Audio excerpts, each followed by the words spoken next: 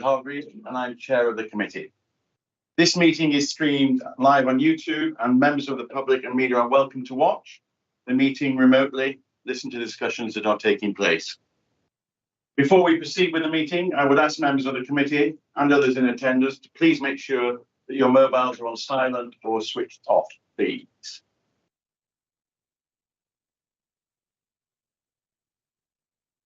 And I think it will be appropriate for us to start with 72 seconds of silence to remember those who lost their lives in the Grenfell tragedy. Thank you.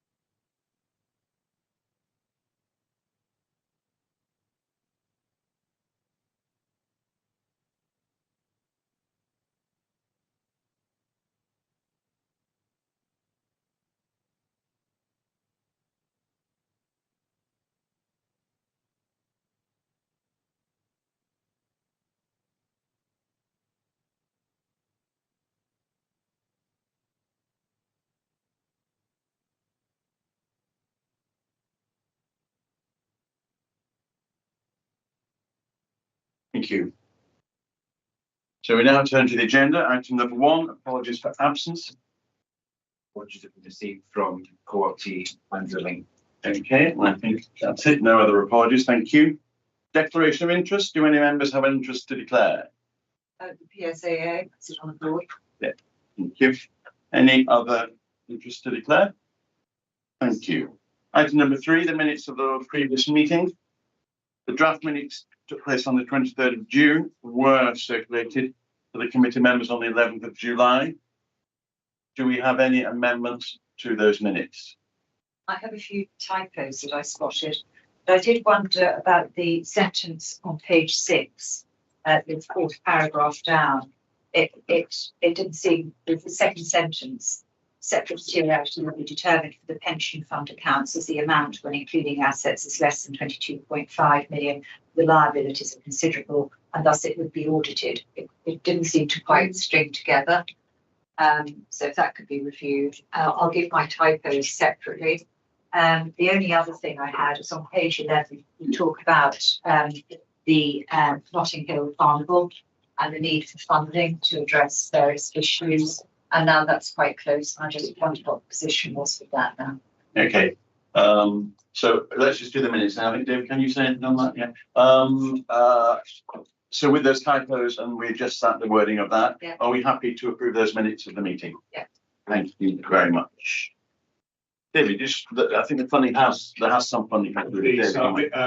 Progress is made on the funding, so sufficient funding has been provided by the council, Leicester City Council and other partners to ensure that the Carnival organising committee are able to put in place the recommendations of the review that took place, and they provide assurances to the council and the police and others that they're able to put those measures in place and provide a safe Carnival.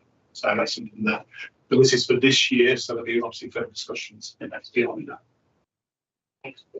Good. Okay, thank you. So we now turn to item number 4. We have quite a lot of items on our agenda this evening. So obviously we want to give each of them a full discussion, but if we can keep our questions reasonably succinct, that would be good. So item number 4, Pembroke Road review. The report sets out the results of an internal audit in regard to delays in dealing with the structural and safety concerns at Pembroke Road Depot and the management response. So we've got David Hughes with us and Dan Hawthorne, the Executive Director of Housing and Social Investment, to present the report to the committee. Thank you, Chair. If I can introduce me, I'll hand over to Dan as well. So as you've already mentioned in the report, so issues came to light in late 2023, actually, which have been known for some time before that. One concerns about the structure of Pembroke Road. And while taking action at that point to address the issues and having heard concerns of residents at meetings, but also recognising that residents have raised concerns for for some years before this and have been seeking assurances but not happened. Dan asked me to undertake an independent review into the delays which had occurred from 2019 to the point at which the intervention took place in 2023. And that was to look at the concerns that were raised, provide a lessons learned report to be applied for future projects and future activities. So as part of that review, I took a thorough review of records along with interviews with current individuals, and I've set out the findings in the report in your agenda tonight. So those are the report's conclusions, recognising the council's failings in this matter, along with the wider learning points which were intended to assist better management of risks in the delivery of projects going forward, which is really the purpose of bringing the report here to this meeting, so look at the way in which risk is managed in these matters going forward. I'm happy to hand over to Dan in terms of his response to 23 and then financial story from.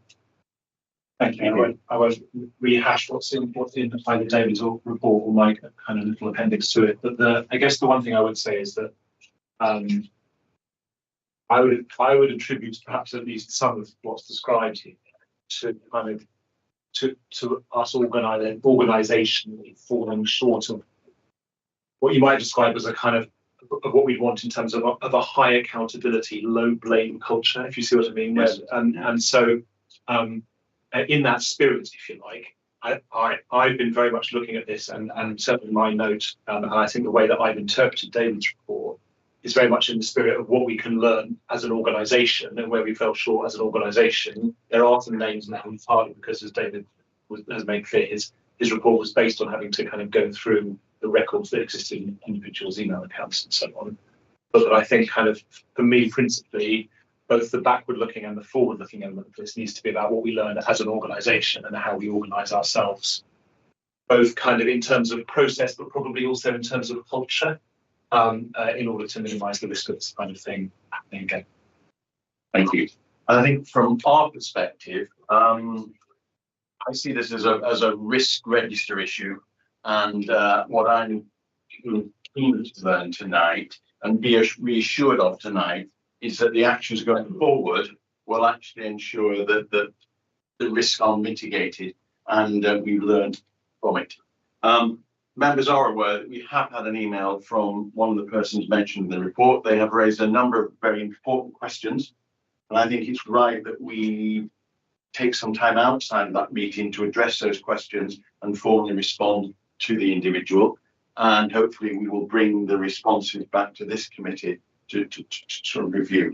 And we're very happy to assist with that. They are important questions, and we do need to be a proper time to do it that way. So, can we ask who the person was that contacted you? I don't think that's appropriate at this stage. It was a private email to the councillors. Okay.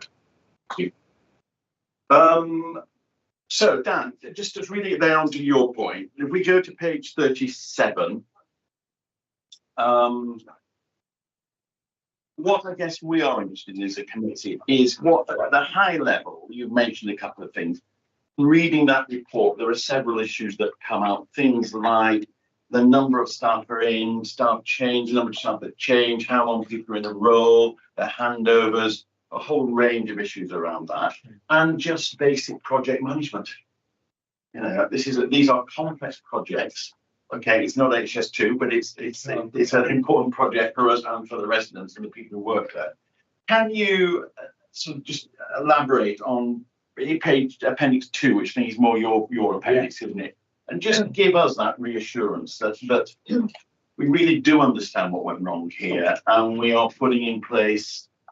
And what I would like to think, Dan, is that perhaps in 6 or 8 months we review this as a committee, again, to make sure that we, from a risk register point of view, are very content that things are happening. But Dan, you just want to... Yeah, of course. And I'd really welcome that chance to come back and talk about progress, because as I made very clear in my note, while I think we have made some progress, that is still work that's kind of that's currently by no means complete, and perhaps will never be complete. I think, if I'm really honest, I think there's a number of different things and different kinds of things that lined up here. So, and notwithstanding what I just said before, there probably are some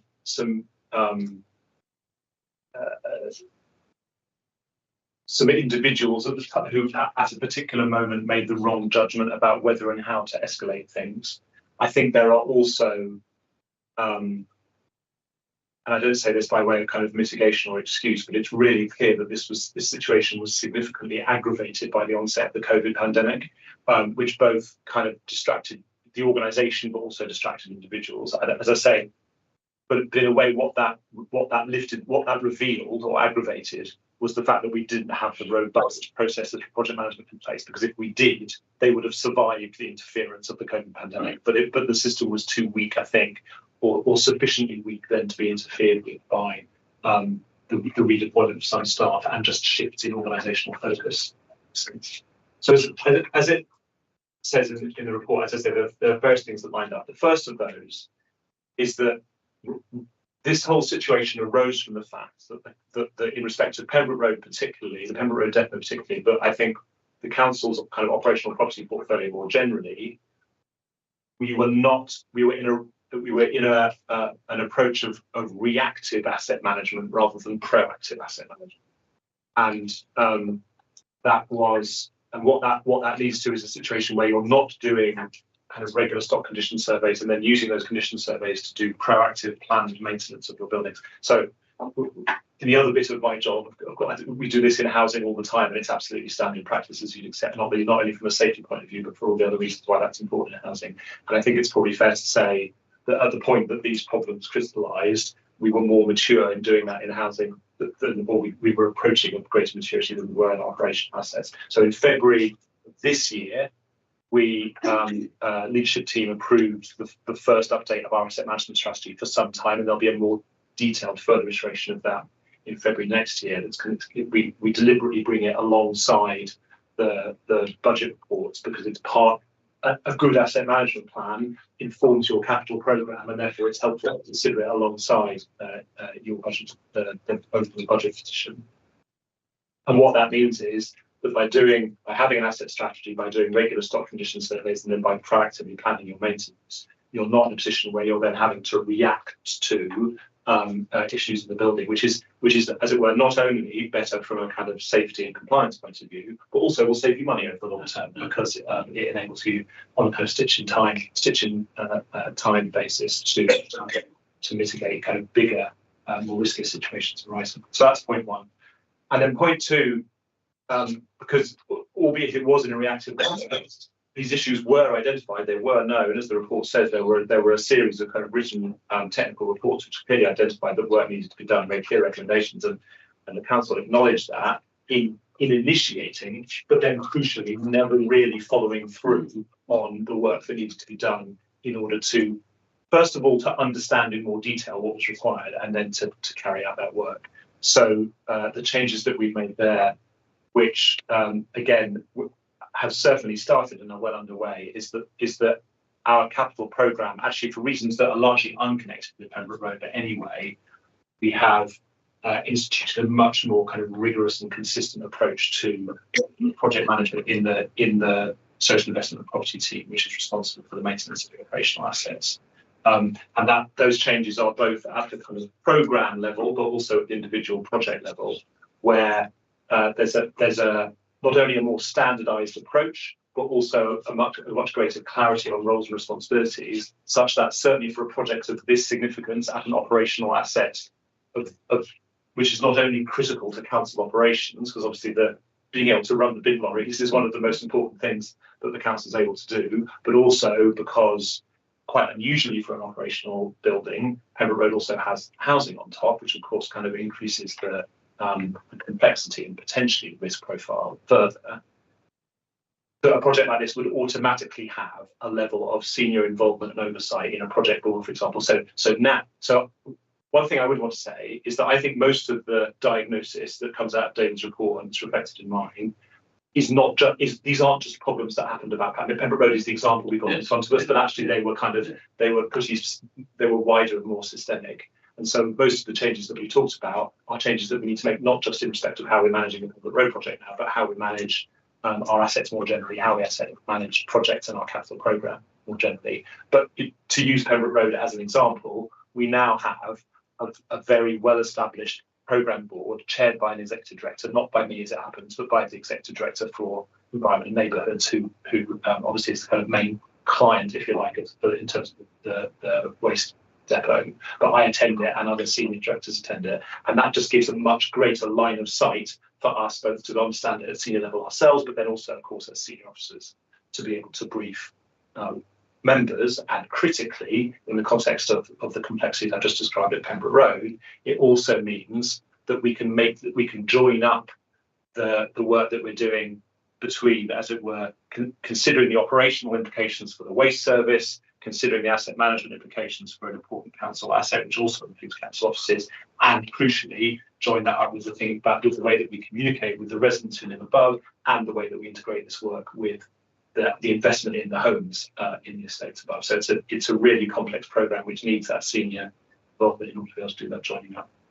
I could probably go into a next level of detail, but that's a skate across, I think, the main area of areas of work. What I don't want to do though, well, appreciate I'd finish, I think, by saying, firstly, while it is the case that some of those changes were underway or have been instituted before we got David's report, what I don't want to do is to come here and sit here and give the impression, as it were, that I'm saying, yes, we knew this all anyway, if you see what I mean, because actually the story told by the report you've got in front of you tonight that David's put together, I think gives us some further issues to consider at more detail and better level about how we continue to change and improve and challenge ourselves that we've got the right rigor in place. And as I say, some of the issues that have been identified are cultural ones, which are a bit hard, a bit trickier to address, a bit harder to eradicate by simply redesigning processes and project management systems. And that perhaps particularly they relate to some of the issues to do with kind of joint working and handoff projects across the council. But it's given us a really good work example, which will enable us to kind of make further improvements of ourselves. So what I'm going to do is allow the councillors to answer questions first, and then we'll come to you, if that's okay. So, any observations, questions, committee?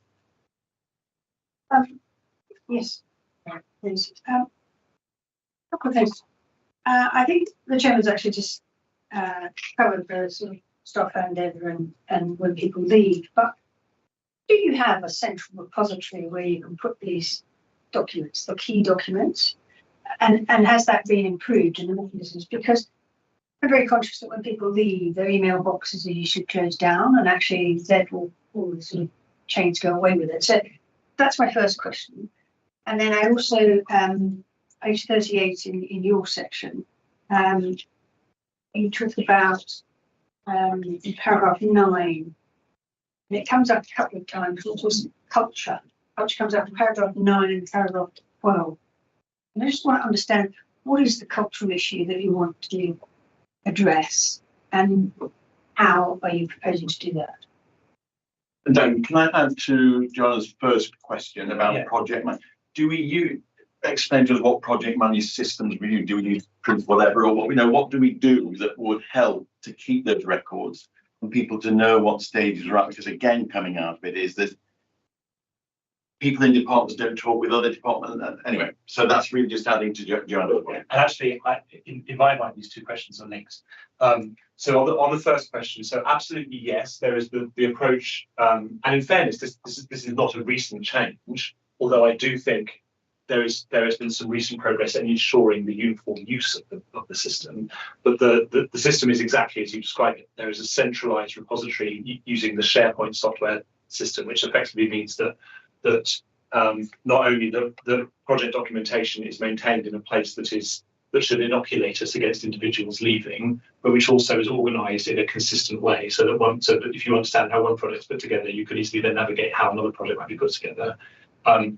And to your question, Councillor Hargreaves, yes, certainly for kind of significant building projects, they are built around the REBA stage process. So in fact, the report on Pembroke Road, which went to the leadership team in April this year, described the next stage and in my world, it's the standard shorthand. We need to get this to REBA stage 3, stage 4, and that just describes the standard processes that you go through in any major construction project, whether it's building a new building from scratch or a kind of major refurbishment project like this one. So for major projects like that would be the standard methodology you'd use, which any professional in the field will understand.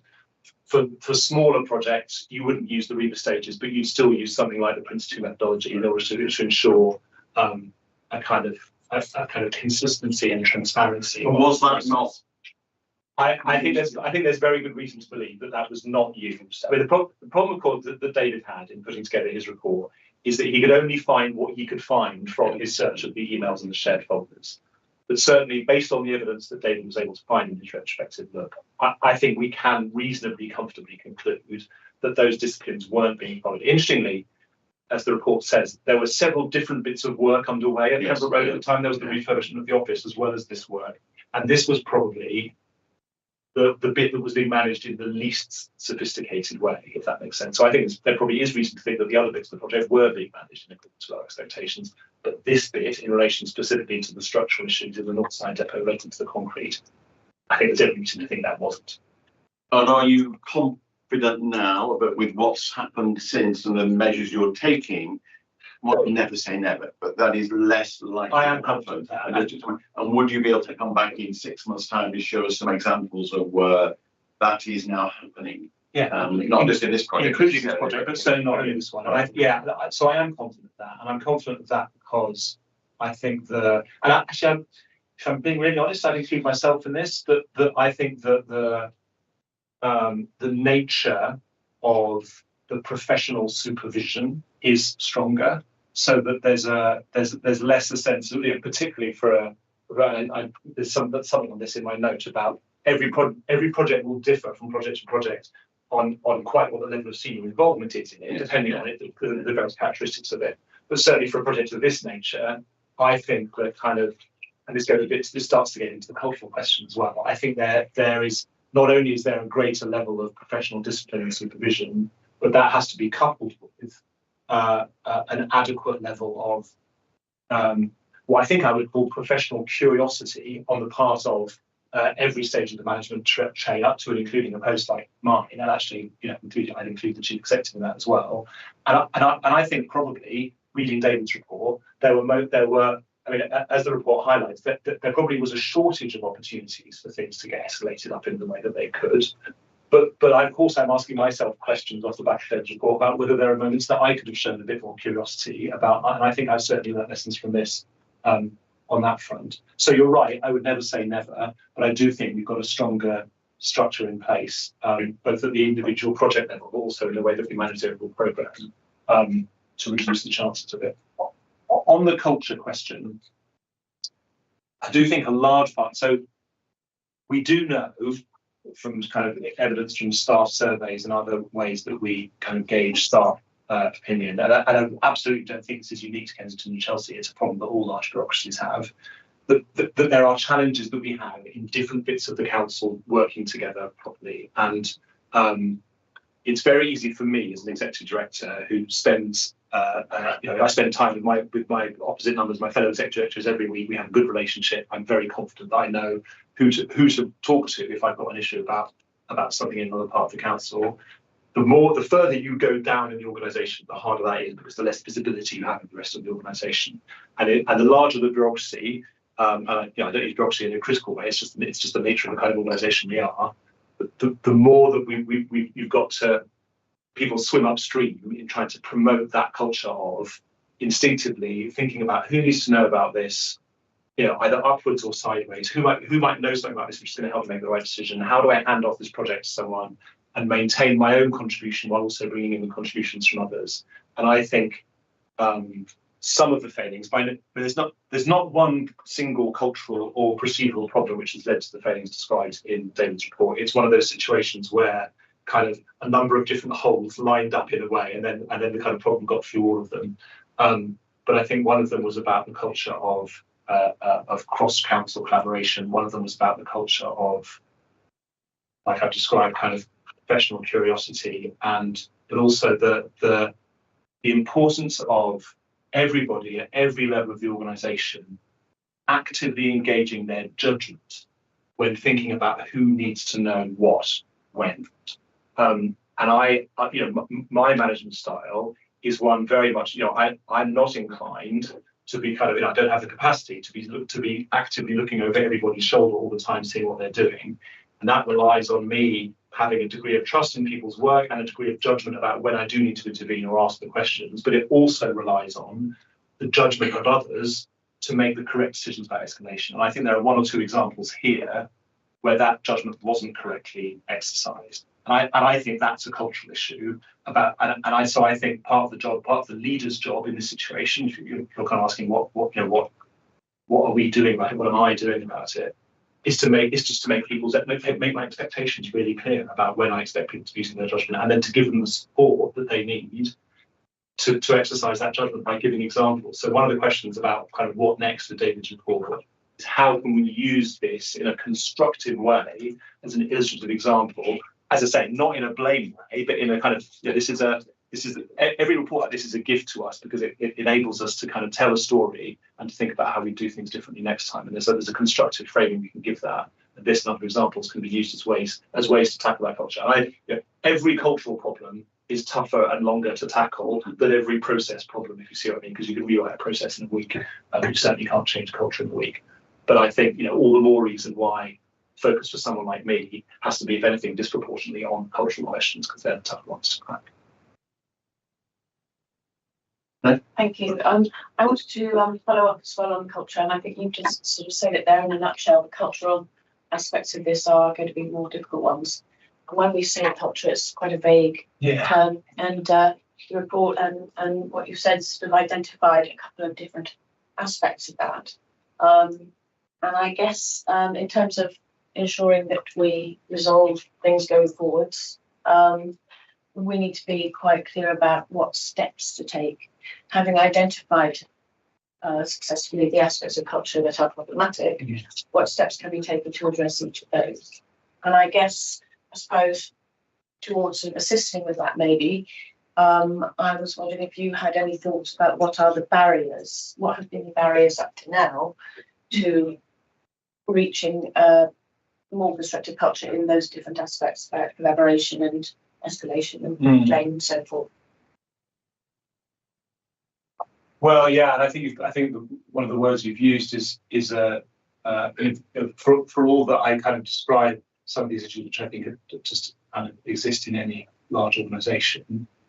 I think this I described at the beginning about how we aim for a high accountability, low blame culture. I think in an organisation where there's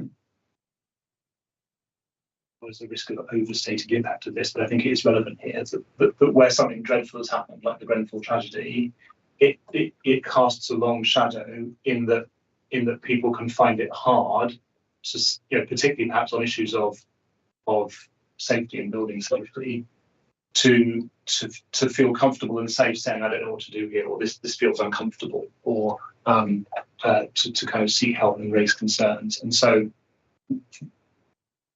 and I think we've made significant progress, certainly in the time I've been at the council, which is just a little over 5 years, in moving away from that. And David's been really helpful to me in kind of building a kind of slightly glib phrase, but a kind of community of practice in the organisation of all the different people who work on building safety in all the different aspects that has in an organisation like ours, whether it's regulatory or as a landlord or as a commissioner of services, to build a high challenge but highly constructive set of relationships where we work together on those issues.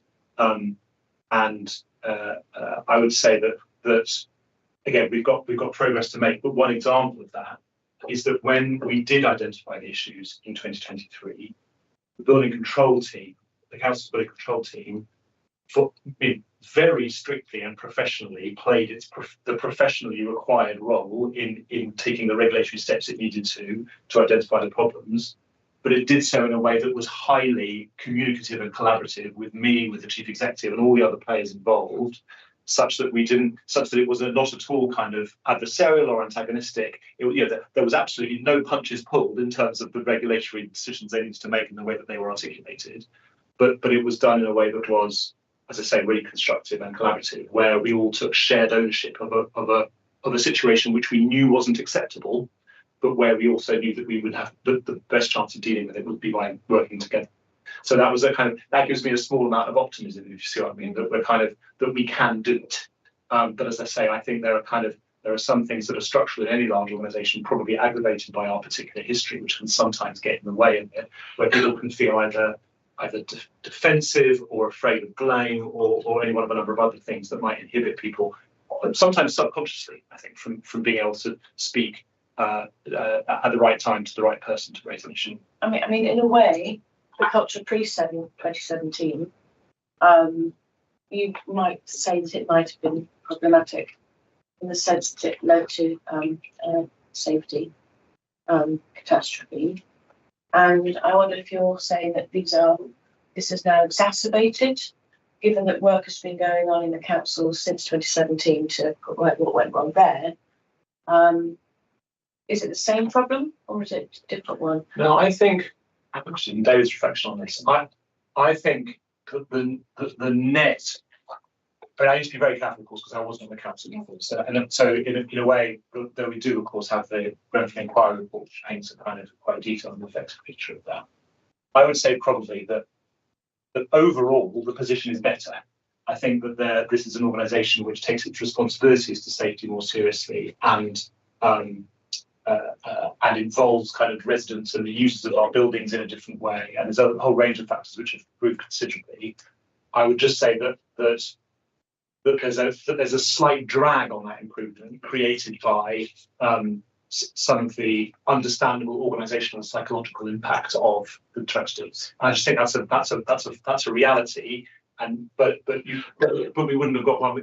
Both of those things come as a package. So it's just the nature of the environment that we're working in as an organisation. And then it did strike me in the report that obviously on a project like this, you have a number of people with specialisms.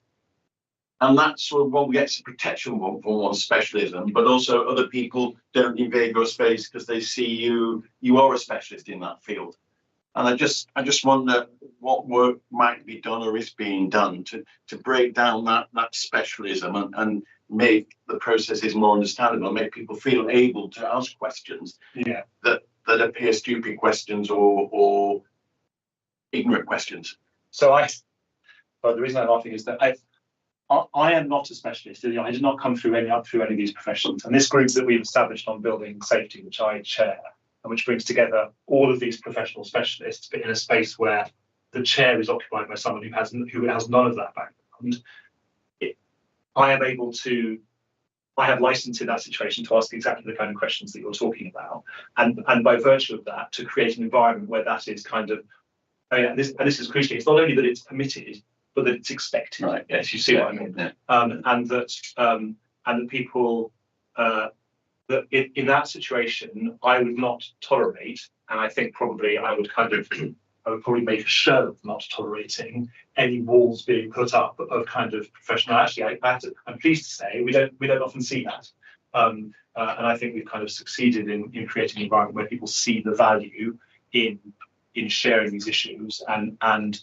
exposing each person having their own professional kind of territory, but recognizing that there's overlaps between those professional territories and exposing themselves to the challenge and the growth that comes with that challenge from working together as a group. As I say, it's all a work in progress. I wouldn't want to say we've cracked this completely, but I think kind of it's been a positive step. I agree with Dan on that. I think that these sort of things do start to build that culture. But I think we recognise in the council's response to the Grenfell inquiry, we've got a long way to go still. Some of this change. One of the things I'm reflecting actually, which in hindsight I should be included more in the report, is actually again here we failed to listen to residents and we failed to respond to residents effectively. So again, another finding from the Grenfell inquiry report, which again we're learning from and we've made commitments to. But this is another example in that sort of 2019 time onwards where we didn't get that right. So I think again it's important that we not only make sure there's a good culture within the organisation, the staff to be able to raise concerns, to challenge, to question, to get assurance, but also we're working much more effectively and communicating much more effectively with residents as well. Yeah, and expect to be accountable. Yeah, as well as. I've got one more very quick one, if I may, Yeah, which is a general one, which is in the lessons learned that you have on page 26. I was just sort of wondering, how confident are you, or can we be, that none of those issues identified are in the background, bubbling under something similar elsewhere in the borough, given that it was 4 or 5 years before this one kind of came to light fully. I'm thinking maybe, I don't know, Canal Side House or anywhere else in the borough where there might be something else happening that we don't yet know about.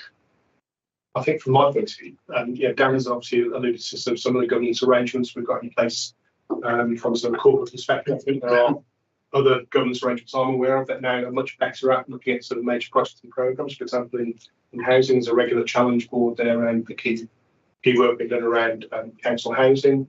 And there are other things like a corporate safety board and other boards, which I think are actually really helping to get much better transparency of what's happening in the organisation. I think the capital working group arrangements are much better now. So there's lots of things that actually I think contribute to try and make sure that actually things are spotted sooner and raised sooner and dealt with sooner. It's not perfect, but I think there's a lot of progress being made. And I would say that kind of, I think like what I was saying before, in fact, it's reflected in some of the wording in that section of the report you just referred to. But there's a big leadership responsibility for people like me and David and others, and including members, I would say, just to be really clear about what our expectations are, and to kind of both highlight good practice, but also to use exercises like this, going back to that kind of low blame thing of kind of saying, you know, this happened, we have to accept this happened, we have to own the fact that this happened, but then let's use this as a positive tool in which to help illustrate what we do and don't expect. Like I say, we have to set the expectations, and then we have to provide the support and challenge to everyone involved in the work. So you're absolutely, that what you've asked is the $1 billion question. How do we know that we're not, it's all very well saying we've learned these lessons, but how can we be sure that we're not gestating another one of these at the moment? Like David, I have confidence that some of the kind of structural changes that we've made and some of the kind of cultural issues that we focused on have helped. But really the answer to that is that it's kind of external vigilance. It's not sleepwalking into these things. Every level showing a degree of personal curiosity and being comfortably working in a culture where we're challenging each other in a supportive way. Then you've got a question. Now come to the gentleman at the back. Thank you, Chair. I've just got 3 quick questions. If you look at page 16, paragraph 3.2, the 4th line from the bottom, where it talks about, given there was a lack of technical expertise within the council teams, can you give us some example of how you remedied that now, such that if there is a lack of technical expertise within council teams, what processes do you have in place now to go and get that expertise? Yeah, so it's probably fair to say, and like I say, I'm being deliberately cautious about taking this to the level of the individual, but we've placed a higher emphasis in the way that we've kind of appointed posts, particularly in the social investment property team, to make sure exactly to your point, you need enough professional qualifications and expertise in the team to be able to satisfy the kind of basic requirements and to be able to interrogate and understand and commission work in the right way. But you also need sufficient expertise to know when actually you need further externally procured and detailed specialist expertise from outside. We've identified those needs, but it's also fair to say that we have, at the moment, the social investment and property team is still more than I'm comfortable with, populated by temporary appointments. So we're just in the process of doing a restructure for that team, which will enable us to make permanent appointments, where we can be really clear about the professional qualifications that we're expecting in each of those critical posts. And crucially, that you structure not only the management structure, but also the working practices to reduce the risk of a kind of single point of failure, if you see what I mean. So that someone can just be kind of quietly, in an unsupervised way, not quite meeting the expectations, whereas the way that we're building that structure and building that culture in that new team should reduce that risk of one person being able to get it wrong in a way that will not then be caught. I think the other thing we've done, and it's improving, is how we procure additional external expertise when we need it. It's recognising when we haven't got something in-house, actually, but we need some external expertise. So I think my strategic procurement team working with SIP colleagues to make sure we've got those contracts and frameworks in place, be able to call on those services when we need them in a more structured way. And one of the most positive things that I see in these building safety discussions that we have, which is happening nowadays to say more and more, is where, for example, someone in the social investment property team will say, I'm struggling to find the right person to help with this. And someone from housing management will say, oh, we've already got someone on a contract for that. Let's see if we can either use that person or use the skills we've got in the housing management team with which we procured that contract to help you out. So we're breaking down some of those barriers, because for reasons you'll understand, the housing management department particularly has probably made more progress faster in this area than any other part of the council, but being able to then deploy some of that expertise elsewhere in the council is obviously makes sense. Just sticking with a quick question. Do you therefore find working from home actually erodes that building of those relationships? It certainly wouldn't work in a world where everyone was working at home all the time. I do, but if I'm really honest, we've had meetings of that building safety group which have been largely online meetings, and they've still been as constructive, if you see what I mean. I mean there's no question. Sorry, to answer your question head on, there is an obvious benefit in my mind to having people working together in a safe space and informally sharing their kind of building, not only building relationships and sharing expertise and so on, but actually what we're also doing, and this can work online or in person, is deliberately bringing people together to talk about these issues from time to time, so we're creating kind of protected space for that to happen. And as I say, I'm personally supervising that in order to make sure that it's I'm not adding much from a technical point of view, but what I am doing is convening and asking the right questions and trying to bring them together. And so I kind of, like I say, I would one of the ways that you achieve a kind of high accountability, low blame culture is by having people casually building relationships over time, so that when things get tricky, they know the people well enough to have a tricky conversation, if you know what I mean. And one of the ways that you do that is by having them in the same place at the same time and talking to each other at the table. Last question, because this gentleman's been waiting patiently. I'll explain my two questions. Number one. On page 25, the fourth bullet point up in the bottom, it talks about failure of provide management oversight and follow through on instructions. And just putting my second question into this, internal audit has a role to play, because from what I understand, you've got a residential property, you've also got a non-commercial property. So technically, the building surveyors report in 2019 should have gone to two separate groups. So internal audit, auditing two separate groups, would have seen that two separate groups have not completed what they should have done. So therefore, there should have been two sets of eyes, not just one, looking at this issue. So I wanted to understand, just putting both questions into one. If management has failed to make sure that instructions have been followed, and internal audit hasn't picked up on two residential and commercial property issues, have those now been rectified such that going forward there are no hidden gems anywhere else, because the processes put in place to prevent that? So it's worth being really clear that the report and the nature of the findings that was going to 2019 was only related to the operational part of it. So it wasn't, there were no problems found with the residential component of the building. Which obviously is above. The one sits above the other. Correct. Exactly. But so you're saying the surveyor who looked at the commercial down didn't look at yes, but crucially, what they did, what at no point were they finding was any risk that was associated with the structural integrity of the structure on which the housing was sitting, if you see what I mean. So what they were identifying were issues to do with the kind of operational usability of the depot, and crucially the ongoing impact of running those operations from the depot, both running the heavy lorries over the concrete, but also the kind of the way that the chemicals and other things were running off those lorries and impacting on concrete.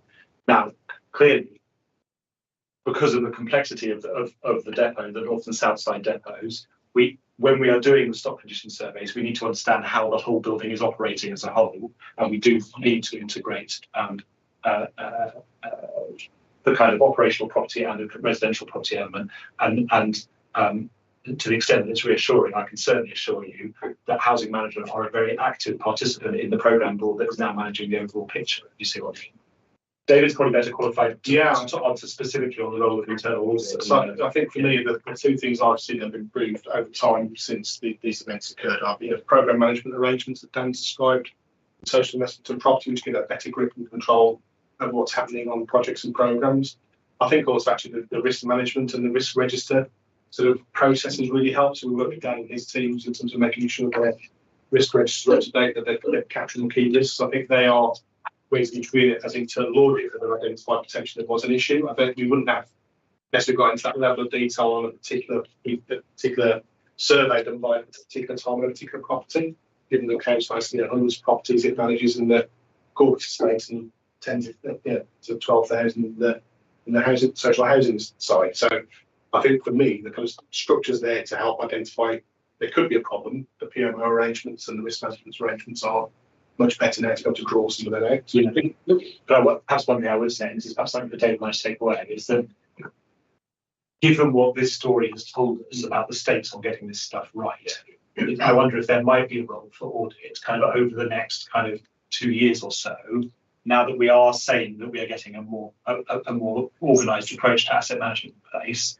Is there some work for an audit at the right time to provide some assurance for us that actually that is doing the job we've designed it to do? Yeah, I think that would be helpful. Yeah. So, this is not a public meeting as such. There are other forums of public discussion, but you are here, and I appreciate you probably have a question. Okay, just to first of all start by saying I have skin in the game, in that I live in Broadwood Terrace above the waste depot. I'm also chair of RELA, which is the Warwick Road Estate Leaseholders Association, which I've been chair of since 2013. So, and I've lived this situation for the past 2 years, and I've been very involved with this. There's a few things I feel I need to kind of contest. COVID as mitigation. This issue came out in May of 2019 when the depot had to be closed because there was chunks of concrete falling from the ceiling, and they had to be cleared for health and safety reasons. Then there was structural reports in in June, September, and those structural reports identified that these were quite serious issues and needed to be addressed urgently, and that if they weren't, the situation would deteriorate. So that was back in September of 2019, and there were 12 recommendations in the report of 2019, none of which were followed, none of which were acted upon. And then eventually the tender document was prepared, but it was prepared sometime in March, and then it was never followed through. Now, COVID, from memory, began in March 2020, is that right? And how long did it continue? When did it come to an end? About a year later? Well, but the point is, this came into light in late 2023. And even throughout COVID, if there were serious things, it didn't mean that you would just stop. So I don't think that using COVID as mitigation is acceptable. Okay, the second question very quickly. There was a stock condition survey in 2018. Now, the issues that have been picked up by David highlight that actually there were incidents going back as far as 2017 and possibly even early 2016.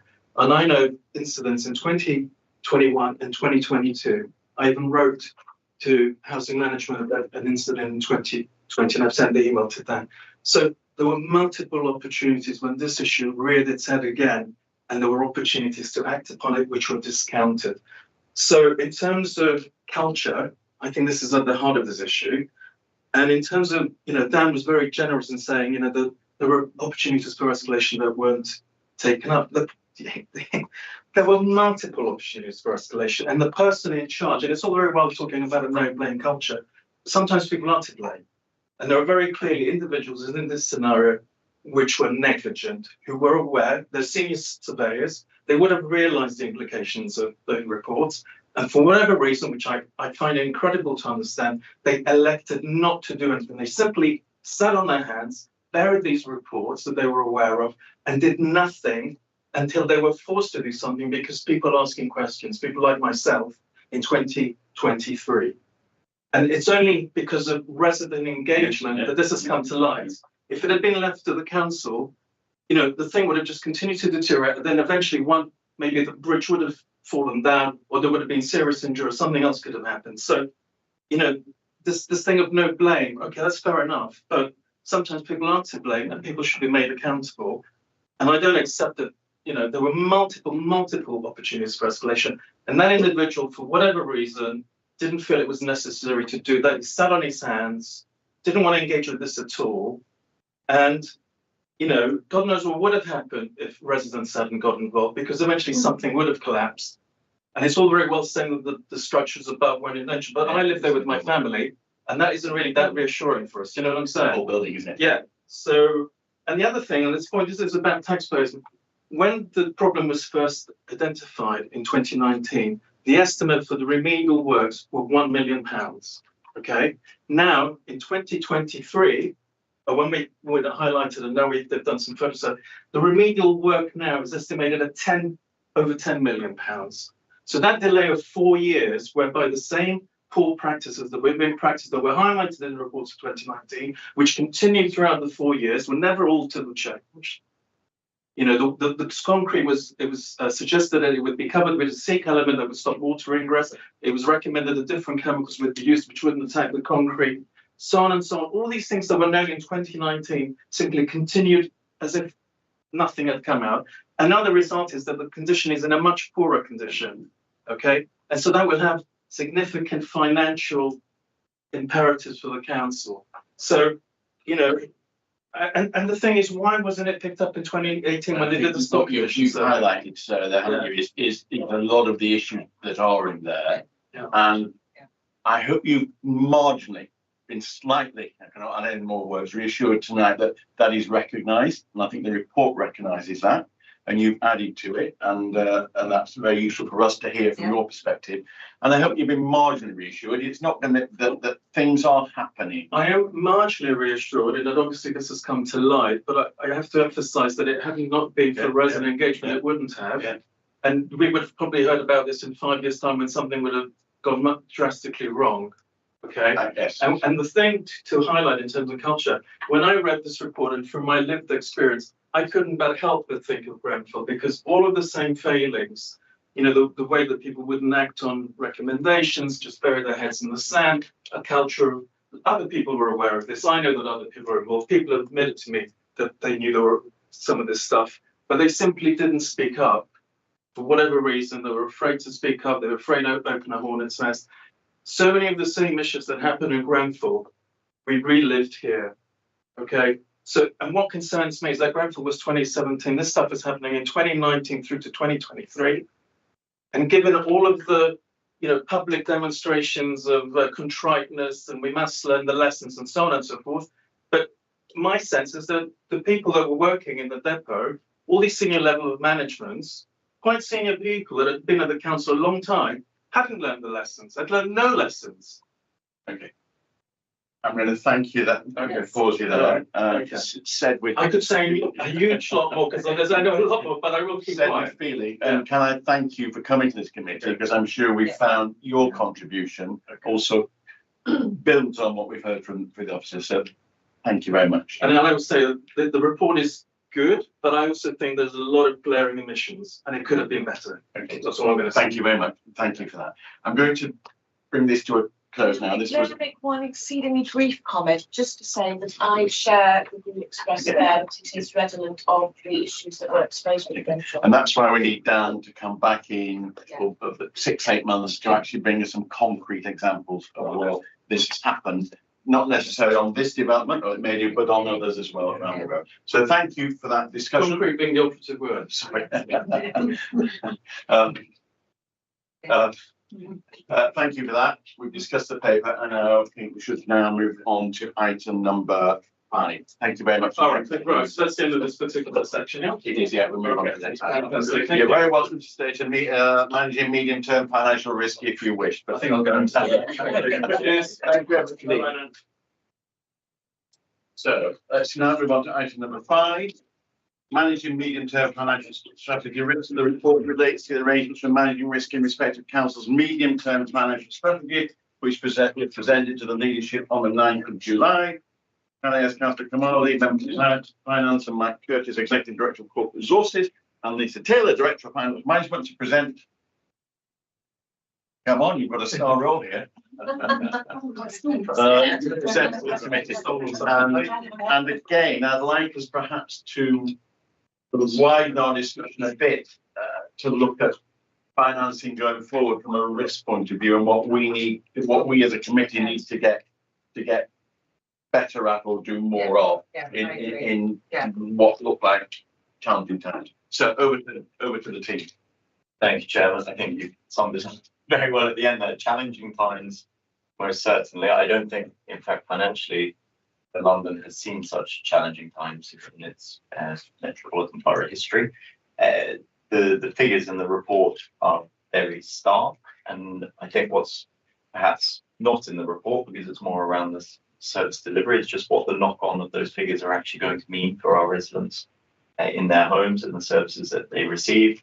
The report is obviously a sort of a financial statement for our plans for the years ahead. In truth, I think that the scale of the challenge now means that our plans are not in disarray. They're still very well put together, but they're lacking in their ability to meet this challenge. I think there is a number of unknowns still yet to come. I know Mike has been in discussions across London with MHCRG and others to try and understand just what the likely outcome of these massive government cuts are going to be. And hopefully the direction travelled from central government is that they've recognised their mistake in punishing inner London, either by rogue algorithm or by accidental misclicking. But one way or the other, they've clearly omitted housing as one of the biggest factors in cost for inner London authorities.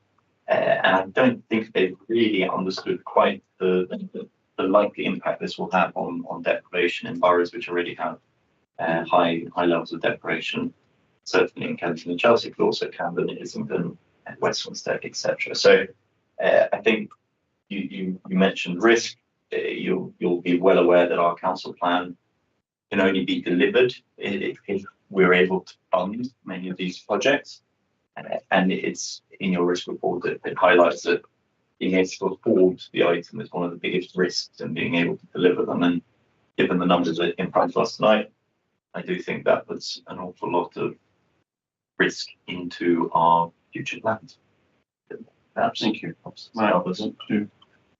Yeah, I mean, I think when this was first coming to this committee, the position was very different, and we thought we had a fair challenge, and we had a report and a process aimed at addressing that challenge, which was going to be tough, but very much achievable. On the 20th of June, we got the fair funding paper, and that has completely changed position. So we knew we were going to lose out from fair funding, but I think we thought we'd lose. Well, we had modelled that we would lose potentially up to about 20 million over 3 years. And at the moment, it's looking like 82 on top, 82 million lot of grant on top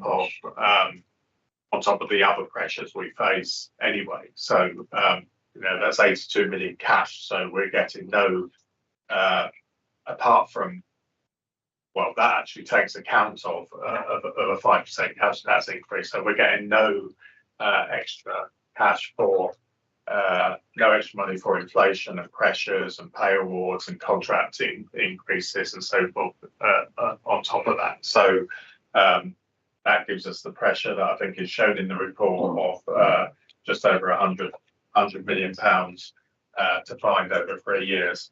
As Councillor Kamali said, the position is still quite fluid at the moment, particularly in terms of the profiling of how these cuts will hit us. And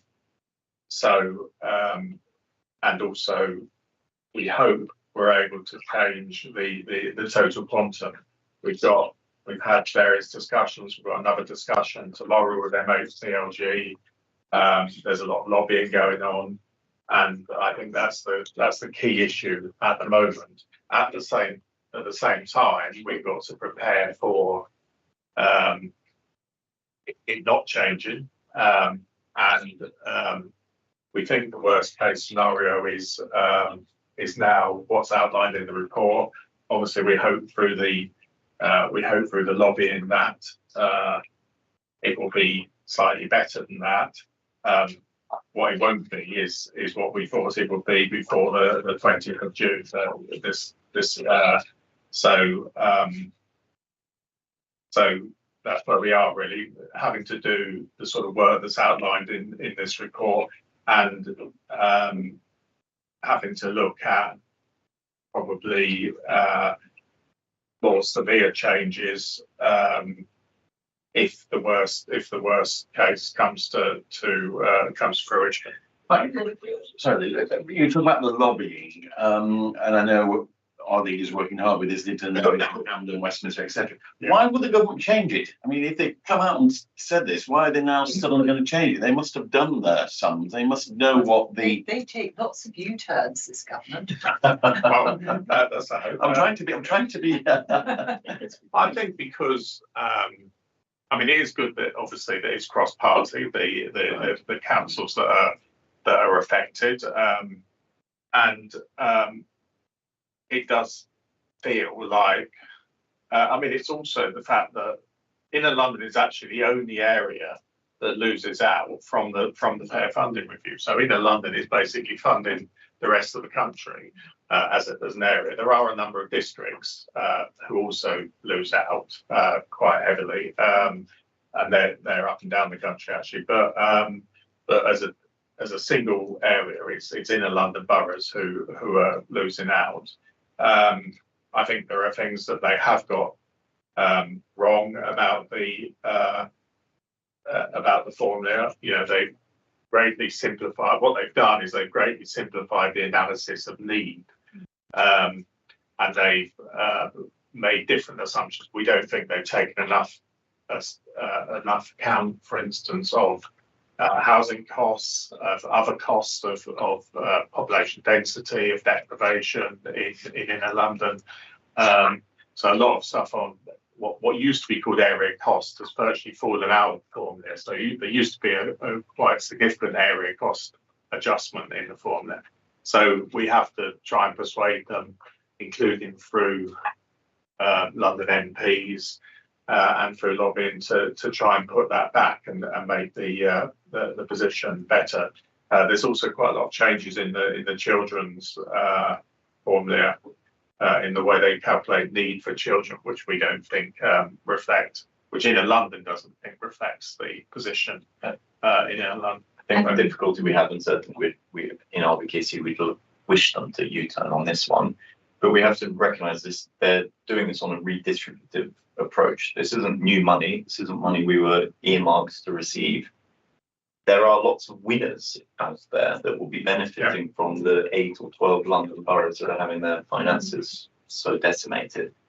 So when you think of lobbying, there's an awful lot of people that would rather lobby the other way. Yeah.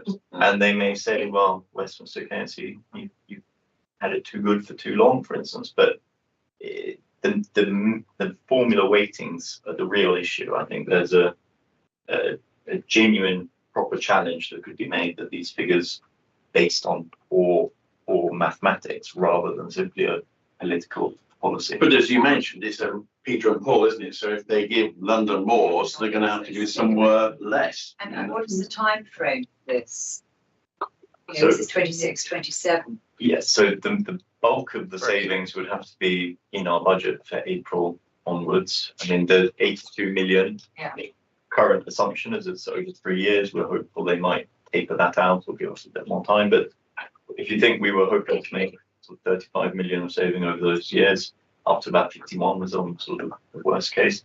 To then add 82 on top of that is that you can't plan to double the amount of saving you're having. And what about the transformation and savings programme that we're working on? But Lisa, did you want to add anything? Sorry, it was me. I interrupted the presentation. But Lisa, do you want to add anything?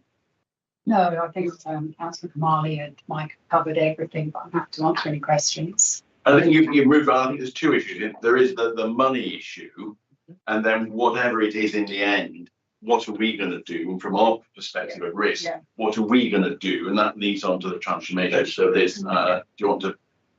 Yeah, I just like to. I mean, it's mentioned that it's that we're going to be making savings, but I just wondered, what status is that? How are we progressing it, and how is all this going to tie together? Because if we don't get money, we need to have the savings in place. So if I just say, first of all, there's sort of 3 levels really going forward. Probably the first is the underlying formula. Can we get that changed? And I think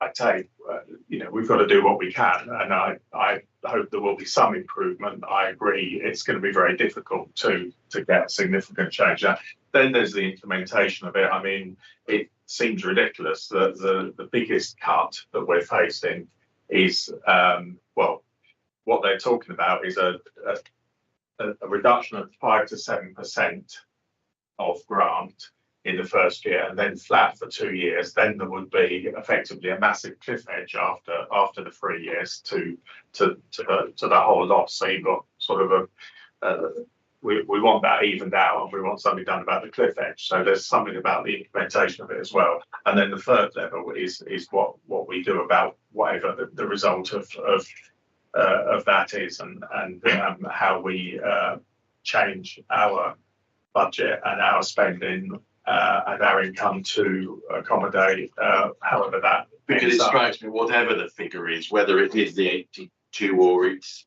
whatever, we're going to have to make significant changes. Yeah. So just if you look at the page, you talk a lot about needing to change the staff thinking, the way we actually operate.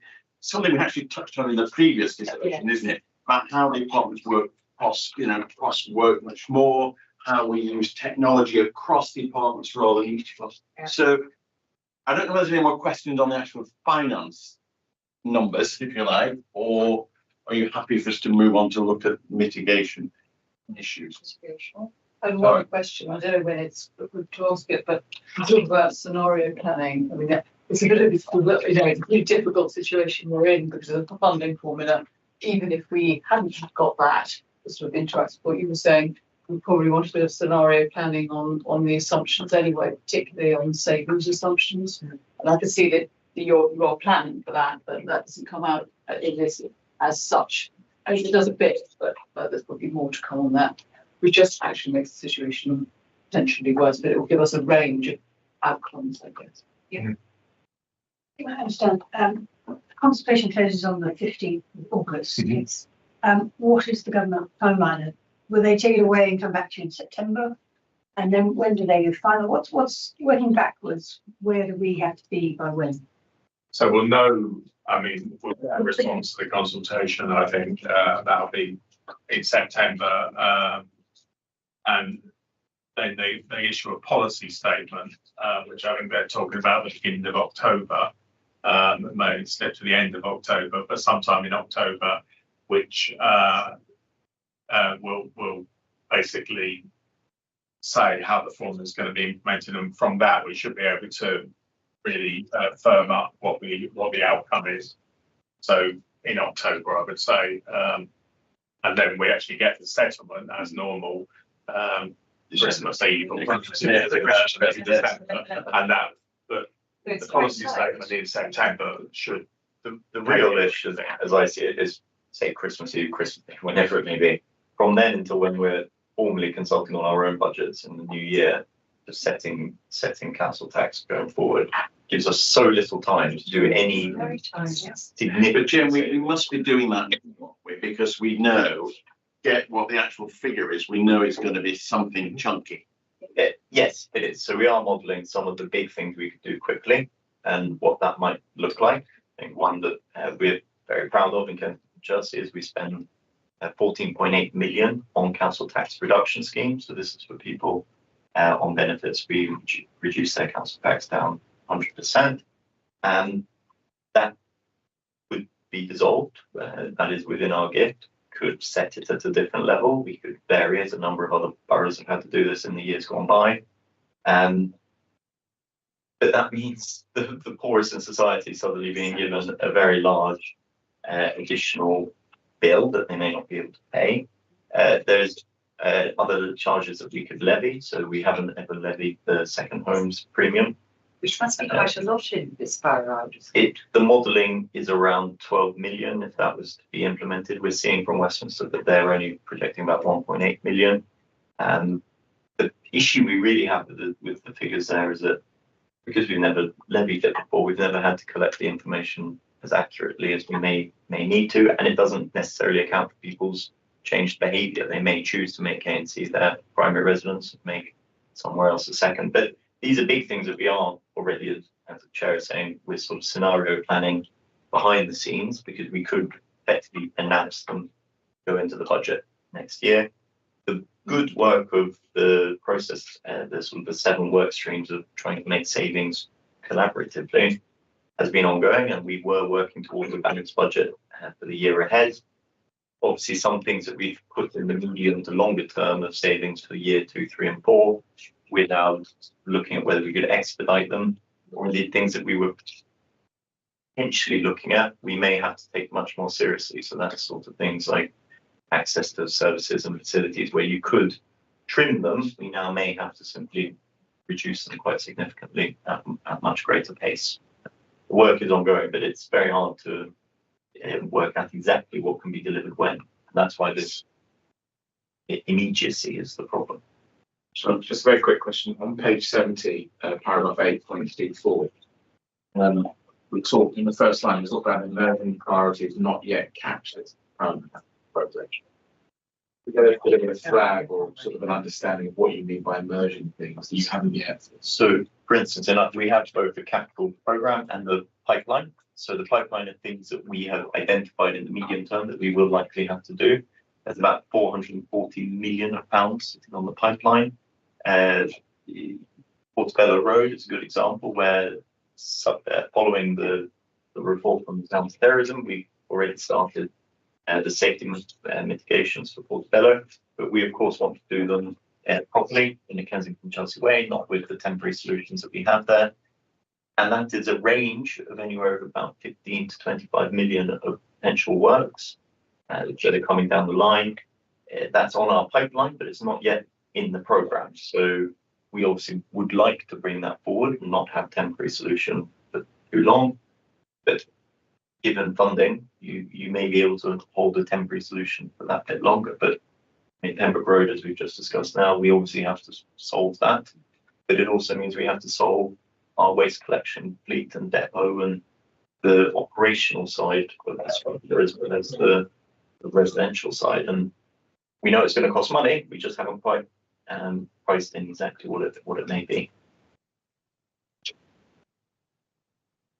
Can we just look at page 67, yours, you just mentioned the 7 work streams. Perhaps, David, has there any work being done on this, on the impact of those on the risk register? And are they being cross-referenced to the risk register? So we are working with the corporate strategy team now to assess where those implications for those 7 work streams might do feature on the programme risk register, but perhaps need to come onto the strategic register next time round. And we will also be reviewing, ironically, we just provided you the risk register last time, as the new funding consultation was coming out. So we have to review the medium-term financial strategy risk as well, but we will be coming back to you in the autumn with updates on risk around the savings transformation work streams. Thank you. Can I say, I understand that council tax is assuming you will always increase it now by 5%. Yeah. It's part of the calculation the government have made is they set this notional level council tax of £2,000. Ours is 1,079 at Band D. So to get to where the government want, you have to effectively double Kensington and Chelsea's council tax. That would mean £1,000 out of the pockets of every Band D resident. So it's one of those easier levers we can pull in our scenario planning. If you assume 5%, you may never get to 2,000 because everyone will move with you, and in fact they'll compound up faster than we will. But I think it's pragmatic to assume we'll have to do things at the maximum to try and close whatever gap is there. Thank you, Claire. On that subject, can I just ask then about paragraph 6.28 on page 52? So the bottom paragraph, future financial plans assume an increase of 0% council tax. So 26, 27, and then 1%, 2%. Yes. Can I understand how that equates to you saying 5% every year? So it actually links more to page 64. Okay. So the assumption, I always say, not be pricing any tax rise on your general populace. In reality, of course, we recognise there is contractual inflation. There are more costs, and that's perfectly normal that we should then have to account for them. But as a good baseline, we should always be working on the assumption we don't want to tax our residents more. But paragraph 7.7 shows what that optionality would have given us. So it's not to say that we were presuming a 0%. It's simply we want to budget at 0 and then use our council tax lever, which we, as we've just discussed, may have to be set at 5% going forward. But the baseline should have been at 0. Thank you. Yeah. A quick question on temporary accommodation. So I think we put a budget in page 61, paragraph 6.7. Future financial provision is 500,000. Is there anything that we can do with the pension scheme in relation to fixing this gap that we've got? So from Christmas time, and not just the temporary accommodation. So conscious was, I don't want to stray too much just in the finances. So yes, it is, I think, well reported that the pension fund is looking at investing in housing. They already have sort of a block, a number of properties that they own for commercial rent. This would be another asset for them to diversify their portfolio. The benefits towards the council is, of course, we're then able to have some certainty around levels of cost and rent going forwards. When you're dealing with a landlord, there's that slightly more mutual understanding of what the ambition is. I think it is quite innovative. I think it's certainly been remarked upon by other councils that they would also like to look at it. The issue we have is timing as well, to be able to deploy that much capital quickly. So back to the risk side, if we start making a budget saving projection based on temporary accommodation investment from the pension fund, if that's not realised, we still have to pick up the differential as we have a duty of housing to these residents. So it's good to plan for savings, but we also have to plan for them not being delivered as well and come up with alternatives. But it is a positive that we're trying to explore as separate arms of the council. Can I go back to the 7 work stream, please? Paragraph 8.8, page 67. And just go back to the previous discussion. Who's project managing that? Who's the project lead on that? Who's coordinating all the 7? Or are they all going to be happening with different items? How's it been?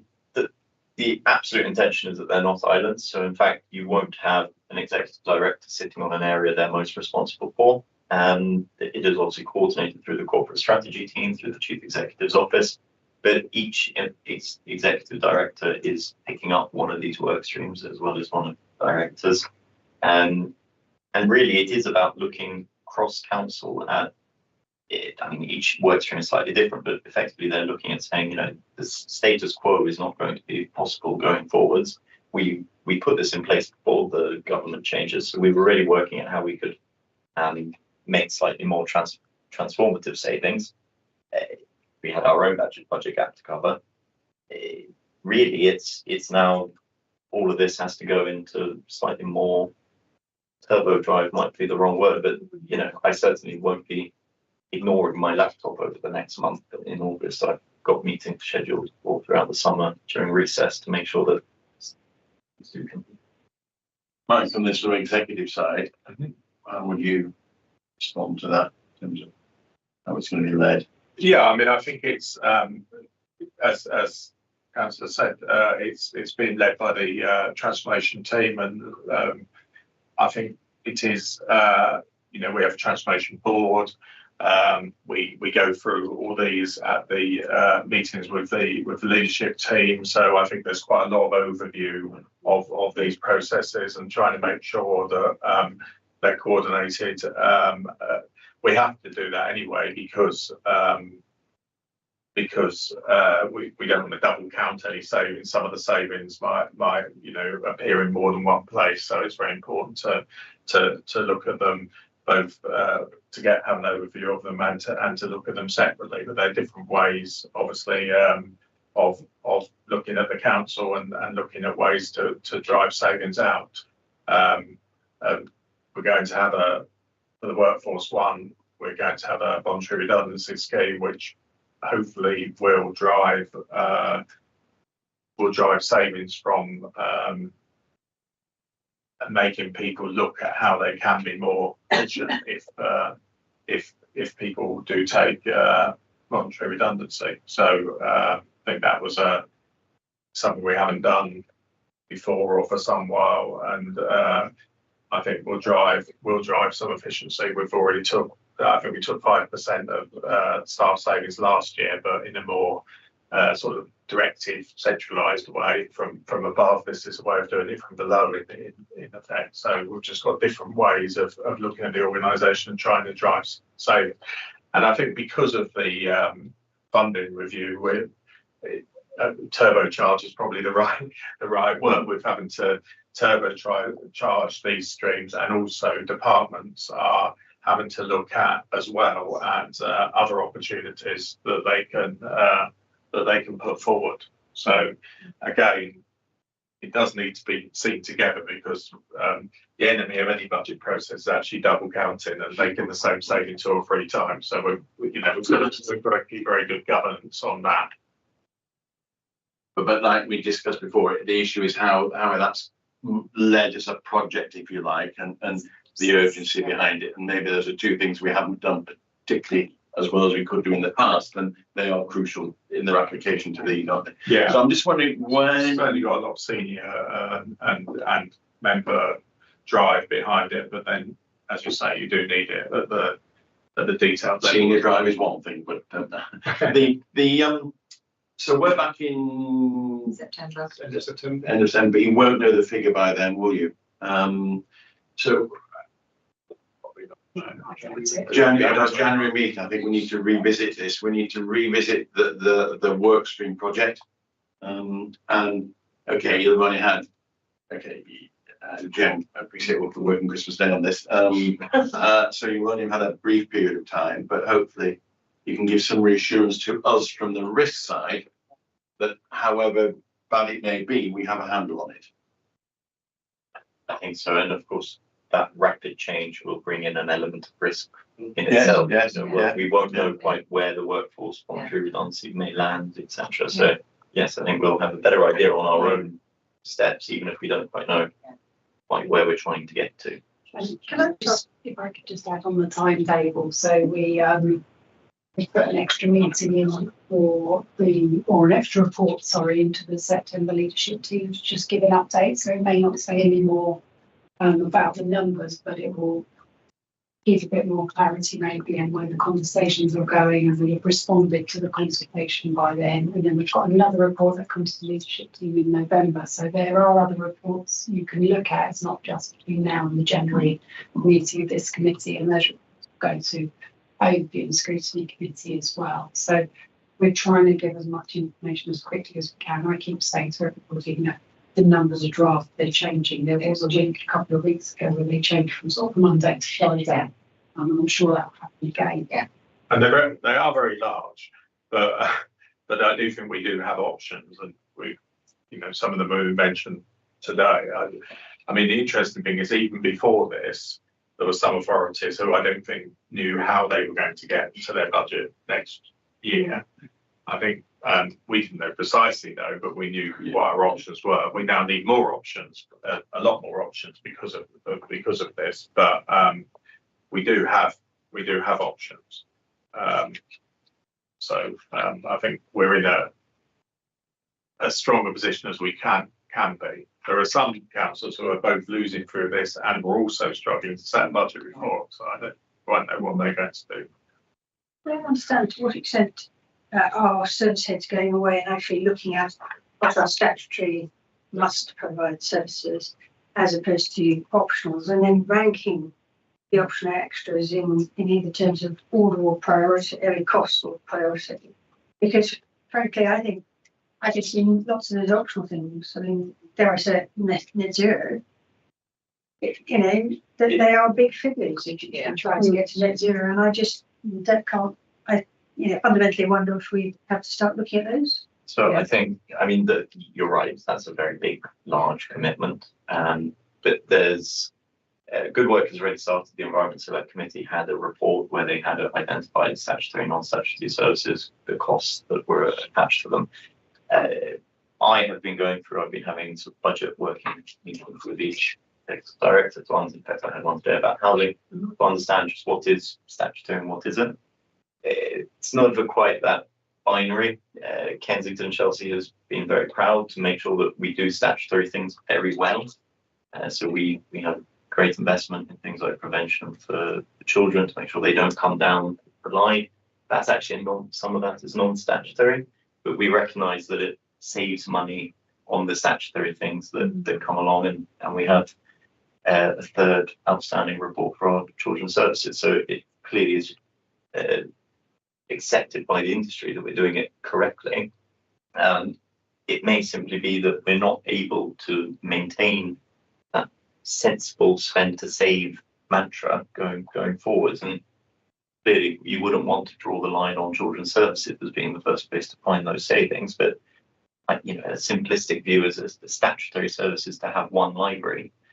We have 6, but you could have 6 of them all operating at reduced capacity. You could have one of them operating at 24-hour capacity. It's different ways of running the services. So we are doing the work, but it's going to take a lot of time to unpick exactly what is the bare minimum you legally have to do to avoid challenge. Okay. Unless any other burning questions, I'm going to leave that there. That report was for discussion. I think we've had a discussion. Thank you very much. I'm certainly content that there are things are happening, and we are making the sort of thinking that we need to be making, and we'll know more once figures come out later on as to the magnitude and where we go. But thank you very much indeed, and no doubt we'll see you in the very near future. Thank you. Thank you. So we move now to item number 6. Now, members will note that this item is for discussion and comment, not just for discussion. We want your feedback. we get okay. So item number 6, which is a local local code of corporate governance. So I would ask David to So we've amalgamated the local code of corporate governance, which is a requirement of the Civil Solid Good Governance Framework, and also the annual governance statement, which forms part of the draft accounts on the 30th of June. I think helpful to bring as a separate document to this committee, so you've got a chance to review it and to reflect on it and to provide us feedback. So you have an opportunity between now and the end of September, when we publish the final accounts, to take on board perhaps your feedback as a committee on the AGS, but also Grant Thornton's review of the AGS as well as part of their audit work. So I think it's really helpful to see your feedback. So on the AGS, the kind of things we've looked at and reflect on in this year's AGS are around the publication of the Federal Inquiry Phase 2 report, Council's formal response and commitments arising from that inquiry report, Council's exit from the Hampshire Partnership, SAP, the committee's own review of its own effectiveness to fill this year, and obviously updating the significant issues that we reported on last year. In terms of the local code, we've gone a bit early. So CIPRA published what they call an addendum to the Good Governance Framework. Not very exciting, but actually what they're doing is seeking to embed how we look at our governance arrangements more closely as part of this annual cycle that feeds into the AGS and the local code. So we've undertaken a thorough self-assessment against the addendum and the principles set out in the addendum.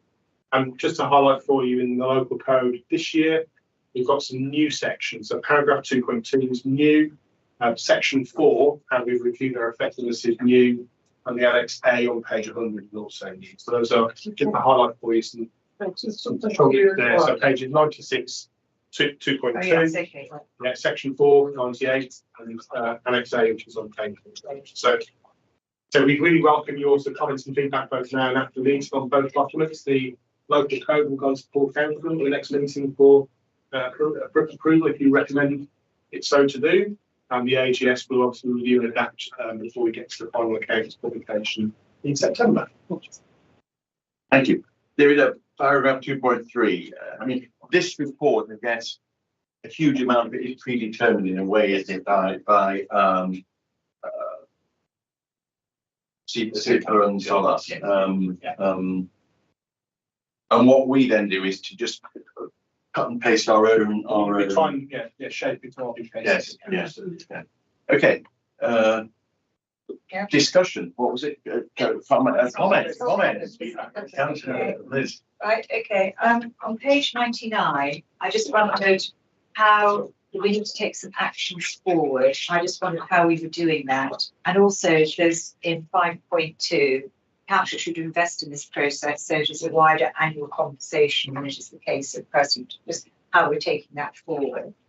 Also, on page 99, we refer to this, the latest voice staff survey continues to demonstrate that that was conducted in September 2022, which is 3 years It's been ago. another one since, so we need to update it. We need to update that, so that concerned me. Page 112, you say it's 85% certainty, whereas the report on 125 says 87%. I do my bit. And that's in the AGS. And page 114, we refer to a committee, but we're not clear that it's the Audit and Transparency Committee. It just opens it up for committees. Yeah, and is this the only committee that's done a review of this performance? Because I doubt it, but that's the only one we're referring to. Then, Scrutiny are, sorry, on that point, sorry, Scrutiny are proposing to do that, I understand, or they're looking at how they might do that. So we will do it because it's for good practice to do it. okay, yeah, good. And then page 117, we say something is taking place, but in actual fact, it's been done, and this report is signed on the 30th of June. And also on page 119, doesn't the Audit and Transparency Committee also report to full council? Yeah, so we're only saying that other committees will. And on page 99, we say consider consent complying with these corporate governance core principles and change council 12 principles. The change of the council 12 principles includes a lot about listening to residents and inviting residents to take part, but I can't see much reference to that actually in statement. And also IAD say annual governance statement to align with the new requirements in the addendum. I actually couldn't follow that through. It seems to just follow last year. I mean, Yeah, we haven't completely overhauled the AGS yet. So you are going to do that? We are going to do that. Okay, so because I was just looking at it and I thought that's what you were aligning it. So one of the key elements we have done is that review of our the governance arrangements this year against the principles. Yeah. Which is set out in Annex A. Okay, So we've done that early, but there are other elements around the content and structure of the AGS that we will be. So you will be changing when that. we're required. Okay. But for this year? Yeah. Yeah. Okay. So just coming back to your very first question about Annex A. So what we've got in section 4, I've summarised the areas of good practice and the areas for improvements for the next one. So they have been reported to executive management team already. So we'll be looking to track those and reporting back to you on the progress during the year. So it's not something we'll wait till next year. Come back. We'll have to come back and pick up on that. You're right, the others. I think the others were minor bits which Minor bits. Just to show that there's not the only one that picks up the minor bits. Sorry, yes. On page 99, just the final paragraph, 5.6, it says the last review was in September 24. Can we just have a line there when the next review will be, or yes, yeah. So that you're doing it now. We're doing it now. Yes, Yes. yeah. We'll add it in. We'll have that. Ready to go to council. Absolutely. Yeah. No problem. There's an annual review and yeah. Yes. Yeah. Not to be outdone. Can I add on page 99? I think we should talk about the resident survey, which is out in public at the moment. Yeah. There are also, I think it would be useful to talk about current financial uncertainty. Put that in the conclusion, particularly. In Annex C, the roles of the council, you set the constitution. I think that should be in that first bullet point. Oh yes, yeah. And then I think there is, I think other people have mentioned it, that some of the dates need to be updated, given where we are. Just a quick question on page 107 for general audit. It doesn't mention value for money. Is that? Perhaps So perhaps we'll change use of resources to value for money. That's the old. Yeah. Thank you.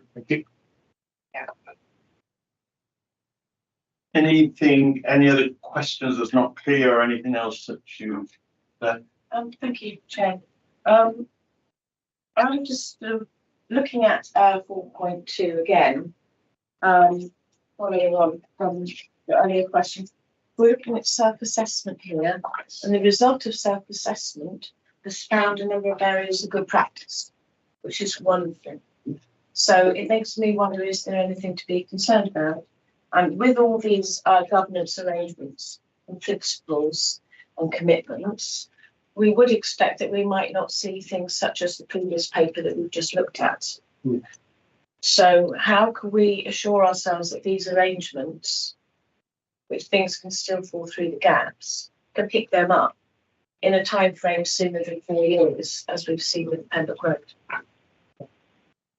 That's a good question. So, I mean, there are a number of good practice areas on 4.3. On 4.4, we've identified those areas we need to do some more work on. I think thinking about how we use the risk register in particular to identify areas sooner, particularly the Pembroke Road issues, a good case in point, I think.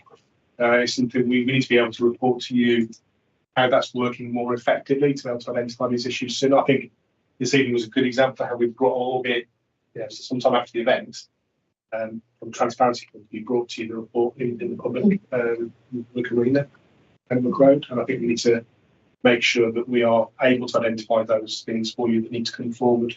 Thank you. In the future Thank as you. well. And I've got one more, sorry, just a quick one.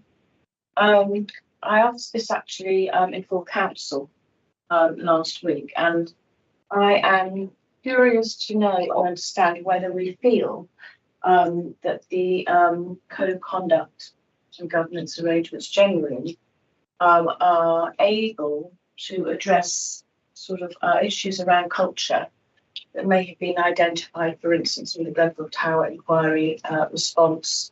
And I think we had some referred to earlier as well, both in terms of officer and also councillors as well. Yeah, that's a really good question. When it's not a one-off, it's not a one-off incident. It's sort of systemic kind of generic cultural issues. So part of this, the commitments we made, in particular around the cultural organisation, about how do we make sure that there's an open culture for staff to speak out, speak up about concerns, whether that's through whistleblowing in terms of sort of fraud and corruption, whether it's about poor practice, poor behaviours.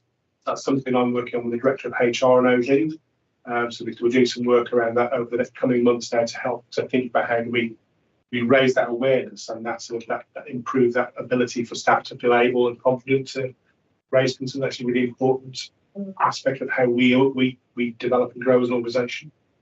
I know we're doing a cultural review as well. I think that's due to launch early next year. It's the Director of HR is leading on for the organisation. Again, one of the grateful commitments that we made. And how does that apply to members?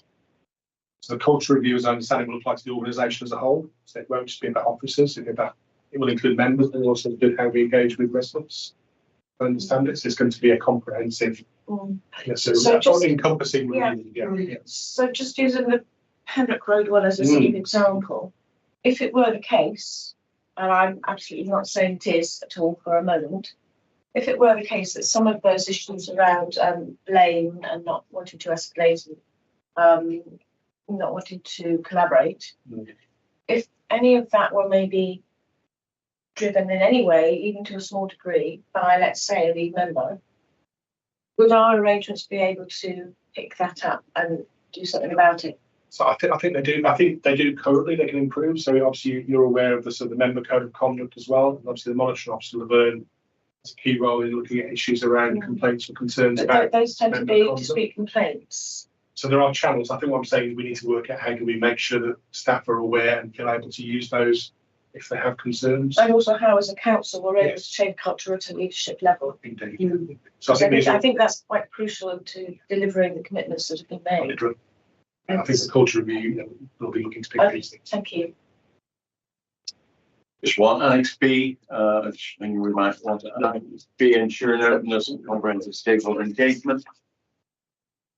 We had another one there is about external members on committees. It's good to see. It's a moderate help. Okay, can we then on from that? Excuse me. Oh, sorry. Have we talked about the end government statement? Yes. So I had one comment on that, actually, on Annex 2. Rightly on, so, about talk about efficiency and effectiveness of service delivery. budgets and financial management. Do you have sort of formal, 5-case business cases for investments? And if so, you kind of look at them and kind of scrutinise them. So it's in terms of capital schemes? Yes, that's right.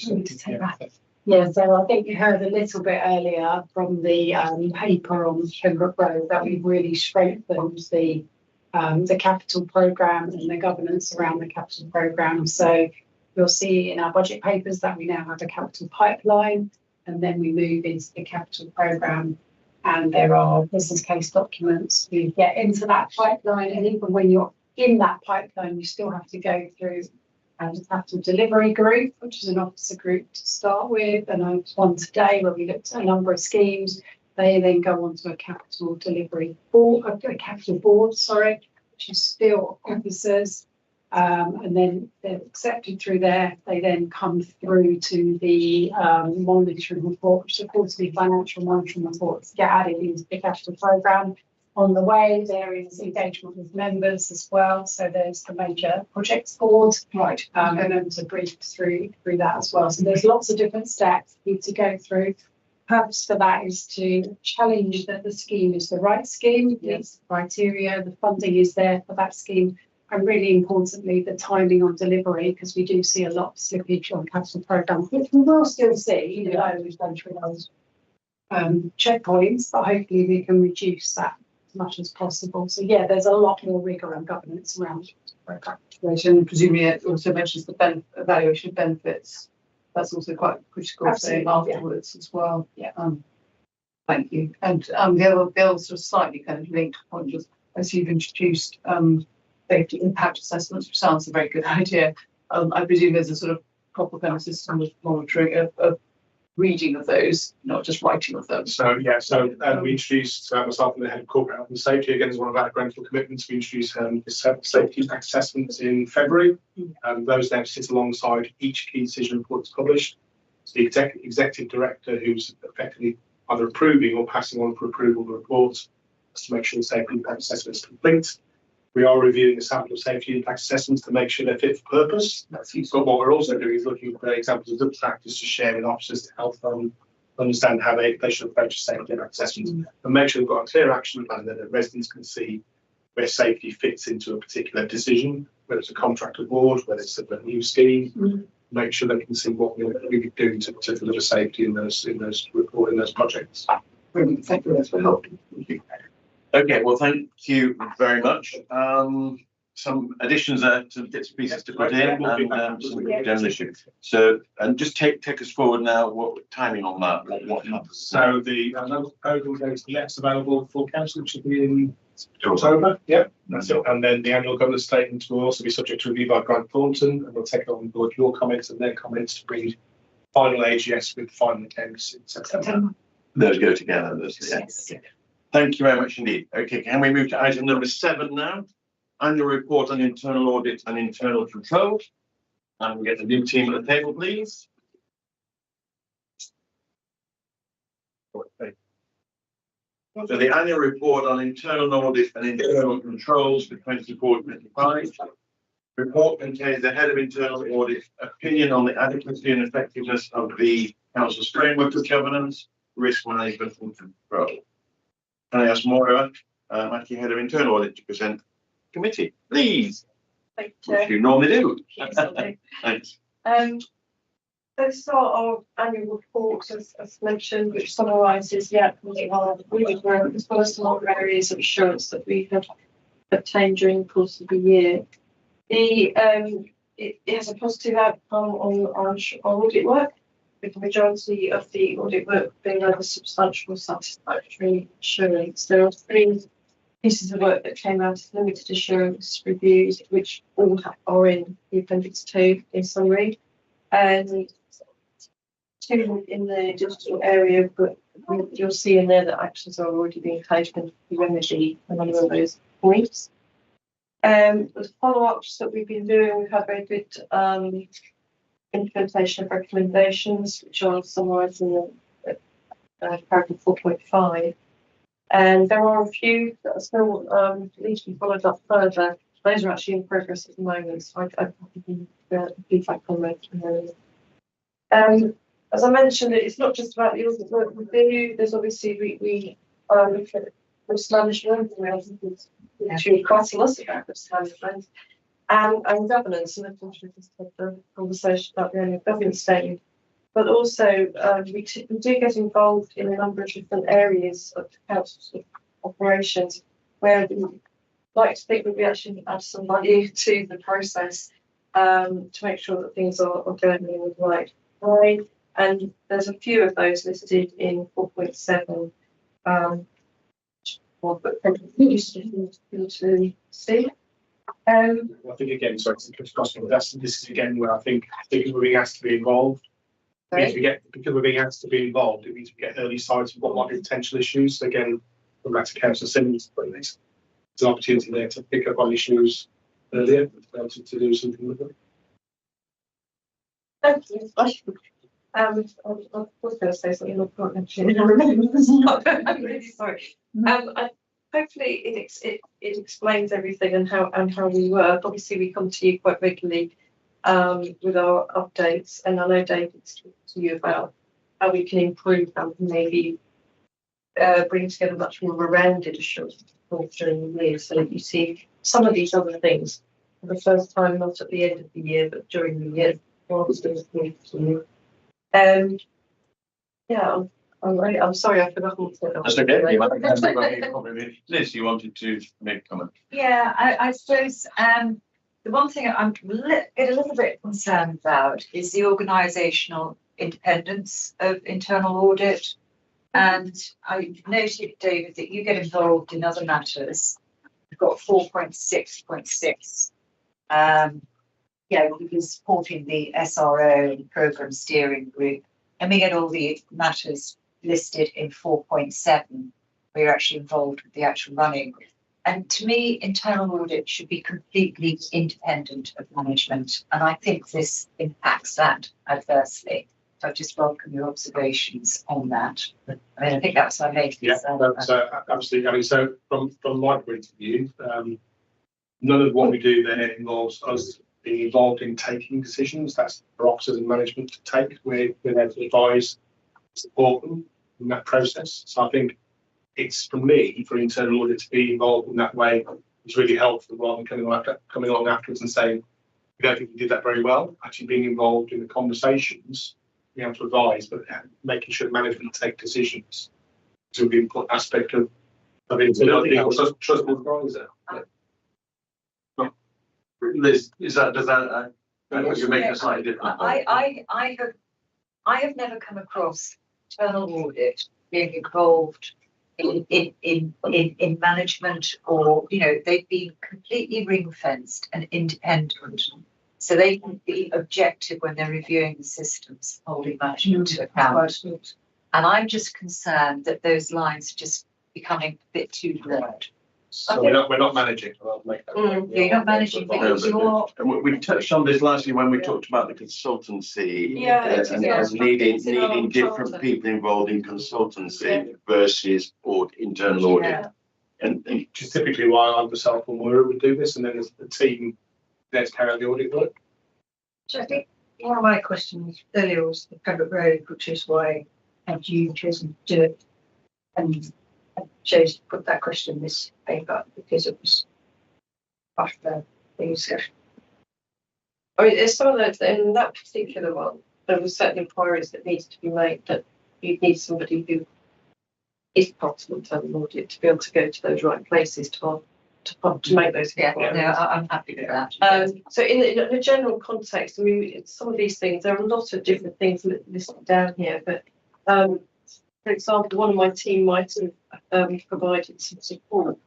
I think there was something on children's earliest data management. They had an issue and they wanted to know what could be done. So they're flagging it early. There were potential solutions. Not all of them were brilliant. So one of my team was involved in that. But it doesn't mean we can't audit it. There's a problem. It needs to be resolved. Let's understand from the audit perspective what needs to be in place to make this work.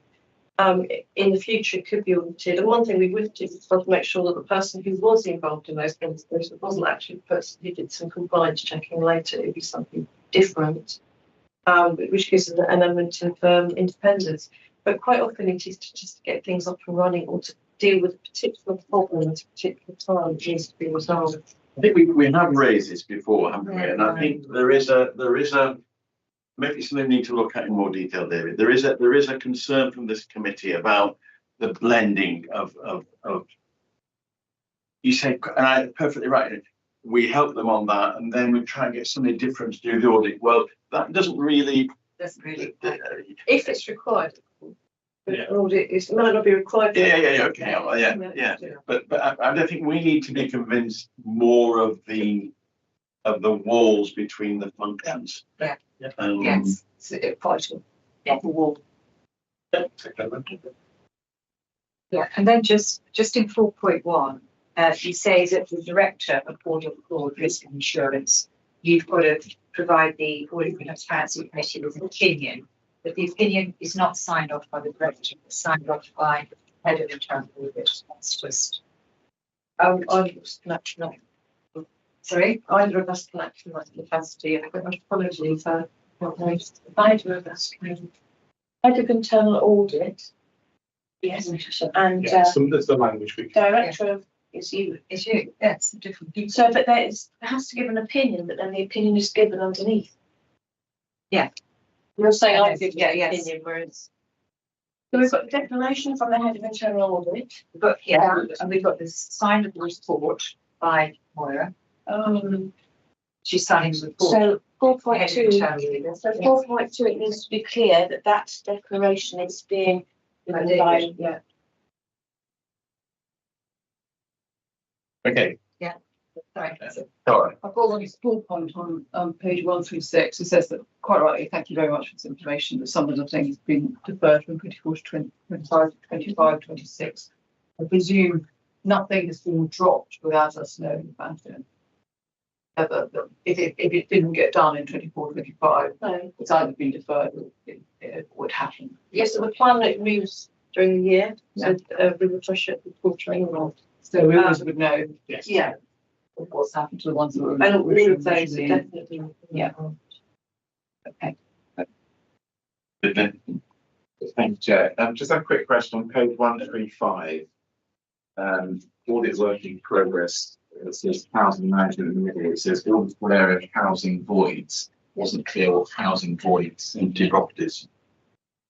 So there was a specific area we looked at within the void process, and there's obviously a keenness for a void to be void for a short possible because obviously you're not doing a property over. So it was a combination of how the repairs or the works were being allocated. They'd had some restructuring, I think, within the teams that all could actually deal with voids, and whether or not it would. One of the key things they wanted to know whether they could better identify the cost of a void, because I think if someone asks the question, how much does it cost? It's sometimes quite difficult to answer that question, even from the management information they have. So that's what that was focusing on, was really specific area of voids. And I believe the draft has now gone out. Fantastic. Last week. I have two very other quick questions. The first one was, bearing in mind that we've just had the report on Pembroke Road, does internal audit check up on other areas of, for example, the property portfolio, or maybe another Pembroke Road? I.e., will you conglomerate on a particular area where we know we have a problem and then check it to make sure that from an internal audit point of view there are no other problems in that area? Or will you say housing and properties, we're going to leave that for 26, 27, even though we know there's a problem? Yeah, I mean, I think given the conversation earlier, we would go back and have a Yeah. conversation down others about other areas within that portfolio to look at. But I couldn't see anywhere in here that, for example, it talked about housing, but Now, we have the quarterly meetings with the exec director, so we'll go back and have a conversation to include it. So when you report next time, that will be in the plan. okay, so I'm just trying to understand the internal audit process. So if you have a problem that's flagged, do you then change your internal audit process? Yeah, so Yeah. every quarter we review the plan with exec directors, Okay, so we can change on a quarterly basis. Because priorities change. Yeah. And then my final question, Chairman, if I may, on page 139, this is digital data 40.3. And there's a second last sentence. It says that a proposed delivery model for future training was agreed in April 2025 and a detailed plan is being developed. Bear in mind, this is sort of data, cyber, which changes incredibly quickly. So I couldn't see a timeline of any form of plan. I think what it's trying to say is that if one of the officers hasn't done cyber training, rather than being suspended until they've done that cyber training so they're up to date, something that I'm not quite sure happens, but it was a bit woolly to tell me what was going on. I wasn't assured that something was happening there So in relation to yeah, specifics. I'll get that. That you've got no So, timeline. Yes, the existing mandatory training continues until that new model comes in. We can get details for you on when that new model is going to be implemented by. But the ongoing mandatory training is still happening. Reporting on people not doing it is still happening. The data was difficult under the previous, under the other system. So the new system allows to get that data. Yes, yeah. I wanted to follow up on appendix 2, page 141, which is essentially the environment and neighbourhoods and tennis cultures. This was due May 2023. Was revisited in August 25, and the state at the end of May 25 still doesn't seem to have progressed or finalised it. And I just find that unacceptable, given that you've got safeguarding issues potentially here. As I took a decision that there's a very large contract with Audit, which is broken into different pieces, to put it in a nicer way. And we wanted the key elements of that separately because they are quite big. But it's one team that's responsible for it, and we were just doing the landscapes one now, and we said, well, we'll do the second. They are small parts of the original audit that weren't implemented at the time we did the first follow-up. So yes, it was left. It wasn't the most important recommendation for us to follow up at the time, but because we were going in there imminently, I said, can we just do all the follow-ups relating to the IDV contracts that we've looked at in the last 2 to 3 years and make sure the recommendations are implemented. So it's actually happening at the moment. I mean, it's just safeguarding issues, just alarm bells. I mean, it's a tennis coach. That's what that page. Additional safeguarding checks. So the LTA have checks themselves, but for overseas coaches staff, there's some further checks that need to be carried out. And then just one quick question. You talk about planning applications being picked up again this year. I mean, again, there may be some changes, so I'm not quite clear what that was planning. So unfortunately, we had to delay that one because the officers were quite wrapped up with the building control, the building inspection, which has taken a lot longer than was expected. So it wouldn't have been practical to do that piece of work last year, so we deliberately moved it. I understand what you're saying, but we'll have to revisit it when we're actually able to start it, before we're able to start. Be interesting as to whether you can start it. Yeah. The message there is that planning is so in flux at the moment, isn't it? It is. I mean, one of the main aspects of that, though, was looking at how people pay for things, whether the money's accounted for. And obviously, we've changed our financial management system as well. So we need to look at this year, but we need to look at enough in the year to have meaningful data. Thank you. That's point from Claire, please. Thank you. Yes, I just have 2 very, very quick ones. On page 135, audit work in progress. I see we have under housing management a GDPR one. And I was just wondering when do we know when the report is due? And do we know what brought that onto the programme? I have seen the first draft of it. I've asked for some additional information to go into it in relation to access to systems. I believe it was requested. I know it was requested by James. So okay, thanks, Russ. Great, thank you very much. And then the other one, which may be it's slightly historical now, but I recall in the past we had a limited assurance on housing allocations Right, and I was wondering whether there were any plans to include that going towards. Yes, so we did some follow-up work on that because I think that was the one where the sample was skewed, wasn't it? Yeah. So we've done most of the testing on that. We needed to get a new sample because the original sample we had was put on. And we're just doing the final bit at the moment, which is the choice-based. Right, And that's the last bit. excellent. So that will come. But so far, from what I've seen on the previous test, the testing that's been done on the other areas, generally better, but there's still a few things that need to be improved on. Excellent. That's it. Good. Thank you very Thank much. you. Thank you. Okay, I'm going to, it's the most crucial thing in the world. It's a very. Thank you very much. Next question. On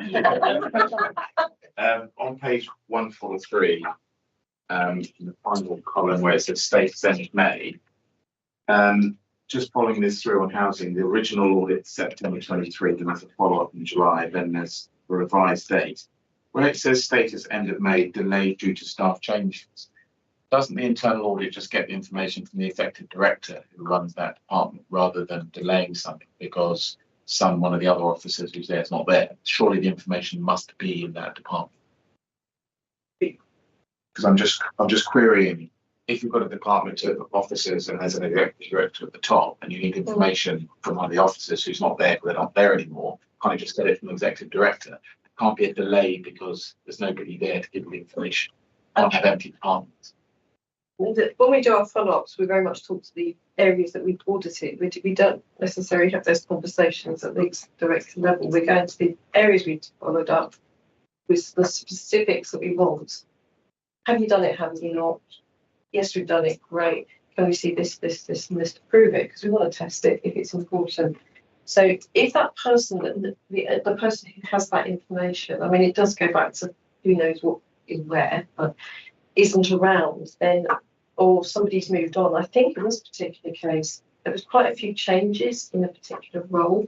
So the possible solution that had been offered was by someone who wasn't even there now. So we need to have the conversation again. And that can happen. Some people, roles change and they aren't necessarily told that there's been an audit and this is what we've recommended and that's your responsibility. I think we're raising an eyebrow at that. The information should be present. Yeah. You shouldn't be dependent on an individual. No, but we do, yeah, I understand that you want to get to do the as person much who's, as we can, yeah. but sometimes if they're not there, we can't hold up. Anyway, okay, so I'm going to draw close to that now. Thank you for the comments you've made on that. But can we now move on to item number 8, please, which is annual report, provides a briefing regarding the work undertaken by the fraud service during the financial year 2024-25 and highlights the emerging fraud and risk. Andrew, your moment is here. You've waited patiently. Thank you, Chair. However, I'm also conscious of time, so I'll keep this very brief. It is a report, as you have explained, regarding the accounts fraud activity for the last 12 months for the financial year 24-25. Hopefully it gives an overview of the types of activity that gives some assurance that we are out there actively preventing, detecting and deterring fraud, and I'll happily take any questions.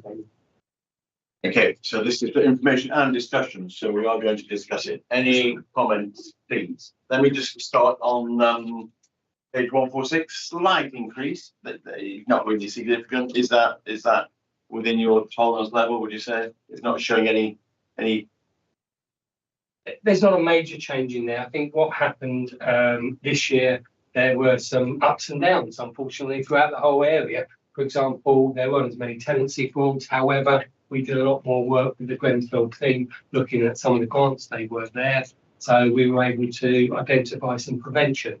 One of the things that we have identified is with notional values, they give a mixed message because they're made up of prevention values. In some instances, there may be loss values, and there may also be actual values in terms of what we've identified. As I've explained in the report, we are looking to try and improve that going forward, and hopefully we'll start to segregate preventive values, loss values, so that as a committee you'll have a better overview of the impact that fraud has had financially on the organisation. So yes, it's gone up, but I don't think it's significant in that respect. Good, thank you. Councillor Gordon? I just ask, on page 146, you talk about the internal investigations. Could you give us a sort of example? I know you mentioned here about employment in multiple employers. Is that the sort of thing you mean, or is an internal investigation some? Internal investigation relates usually to a member of staff, or it could be a contractor, rather than external. So external fraud against the council is usually committed by people outside the organisation. Internal fraud is where we're looking at investigations inside the organisation. It can vary dramatically. In some instances, we give a lot of support to HR. We bring additional skills if they are looking at serious matters, and we may work alongside a HR business partner to help them, really to guide them really through their investigations, so that we get a fair and an honest judgment of what's happened in the situation. Dual working has been one of those areas that I've mentioned on a regular basis. Unfortunately, it's something that does happen. We do get involved in that. I think in the last financial year, the ones that we were referred to us, they didn't turn out to be any serious issues in those cases. But they are a mixture of different types of internal investigations. In some instances, it may just be enough information for a disciplinary hearing to be had. It may not mean a dismissal, it may just be a misconduct issue rather than gross misconduct. But again, all of those have a value because it's hopefully will deter individuals from actually finishing what they're going to do. And then this year we haven't done the big home office costs check. But with the advance of AI, are there other things, or particularly when we're now about to use Oracle, are there other forms that we can be doing anyway? Yeah, we become part of a fraud hub. Now that is based on the same module that provides the Cabinet Office tool that you said. But unlike the Cabinet Office product, which we have to do every 2 years, we're now controlling when we do our data matches. So we're slowly getting into the habit of extracting data sets and putting it on a much more frequent basis. One area in particular has been payroll, but also going beyond just our own payroll, one of the other areas of risk is sometimes agency staff. So what we've done is we've reached out to our main provider, and they are now providing their data, which we can match against other local authorities to mitigate that risk of dual working. Can I just para 3.1 to para 3.0, just of interest? Yeah, obviously we know a lot. We know whistleblowing. We know what that's about. But you mentioned there the CAFS hotline and the investigation mailbox. Just jump a bit on those, please. Yeah. So what we aim to do first and foremost, we have our own hotline. We have our own mailbox. That really is where reaching out to all people across the council to say you don't have to have an actual. I use my speech marks whistleblowing referral, i.e. a protected disclosure. If you've got information, you want to share that information because you've got a concern, please use the necessary, or should I say, the products that we provide there. It can be via our Hotmail, or you can give us a call and make that available to them. Now, we've got another step further. We also invest in a independent hotline. So some people who are scared to speak to members of staff because, again, they may feel that there might be reprisals. We have given them an independent number. It's not controlled by us. They can phone 24/7 and they can leave a referral. There are trained operators who take the details, and that information is passed through to us completely confidential. The system goes another stage where the individual who makes the referral is given a unique reference number so that they can ask questions of us to see if we're moving it forward. And effectively, without even knowing who they are, we can, via this unique reference number, ask a question of them. So if we get a whistleblowing referral, there's always the worry that people don't give us enough detail, or they're very scared of what they put down. So therefore, we are able to go back to them and say, look, that's great, we're really appreciative. Can you give us a little bit more detail in this area?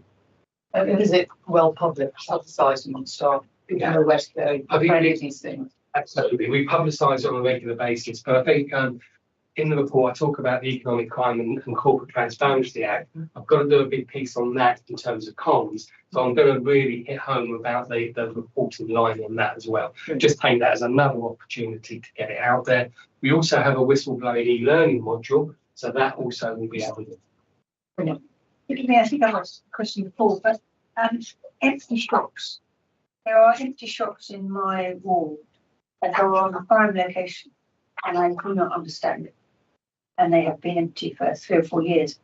Is there anything we do as a council to check? I mean, ostensibly one's having all the work. I can tell you all it's had is a ladder and some lights on for 5 years. Is there anything that we can actually do to check the business rates are being paid, or that we're doing enforcement action? Or is that not you, or should that be a different department? We would always help, but that primarily should be our business rates department. They do have inspectors who go out on a regular basis. But we also support them as well, where there are issues where individuals may be giving false information to avoid exemptions or to gain exemptions and thereby avoid tax payments, then we will give support. Unfortunately, again, business rates is a bit like the Housing Act. It's a very old act. There's changes. There's lots of loopholes in the Business Rates Act. The individual who is the hierarchy owner of a property, they're not liable for business rates. It may be the lease may be given out. It may be subleased 2 or 3 times, and it's the person at the bottom of that chain who's liable for business rates. It's again, like council tax needs updated, needs checking and reviewing there. But would it be possible for someone to almost design that structure themselves to end up with such a complex structure that they don't end up paying?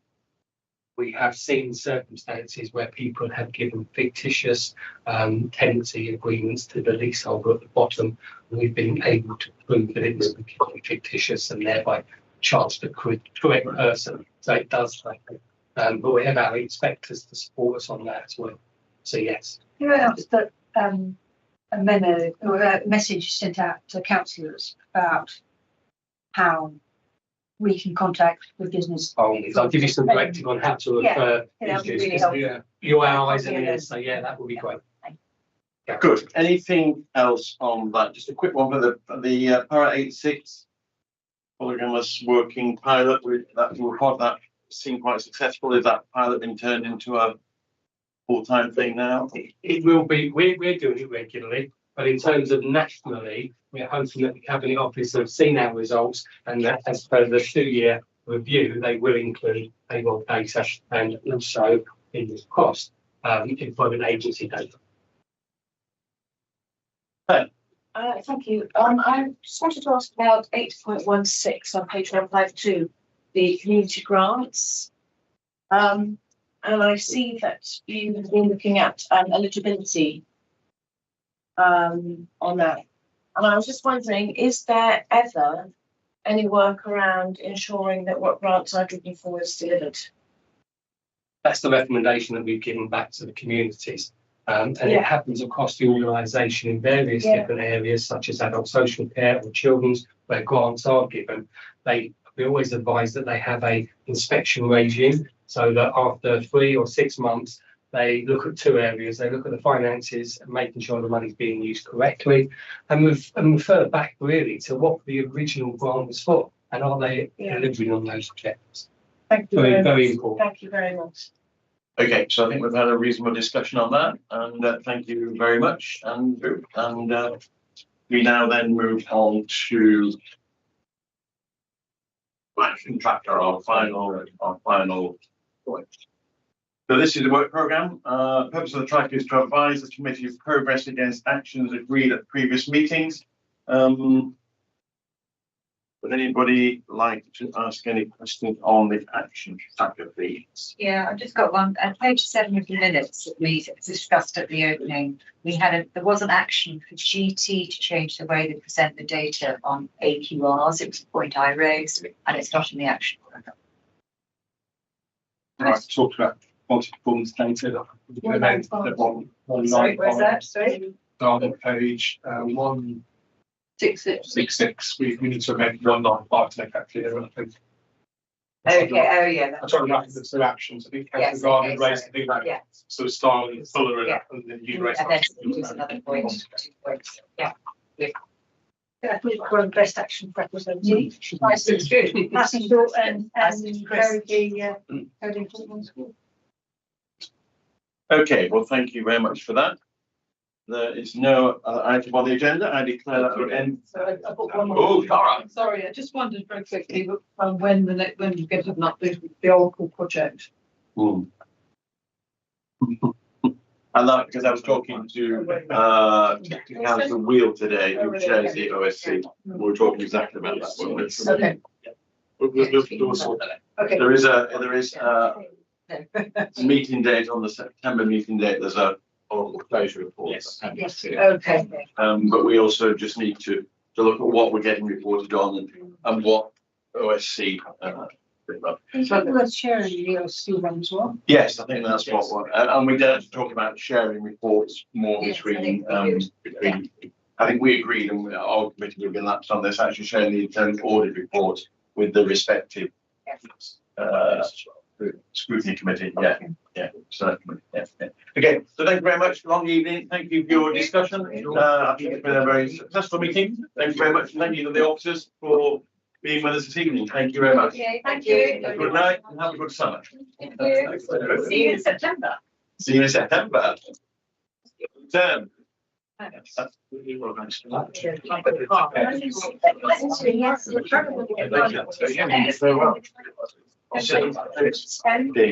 see you September.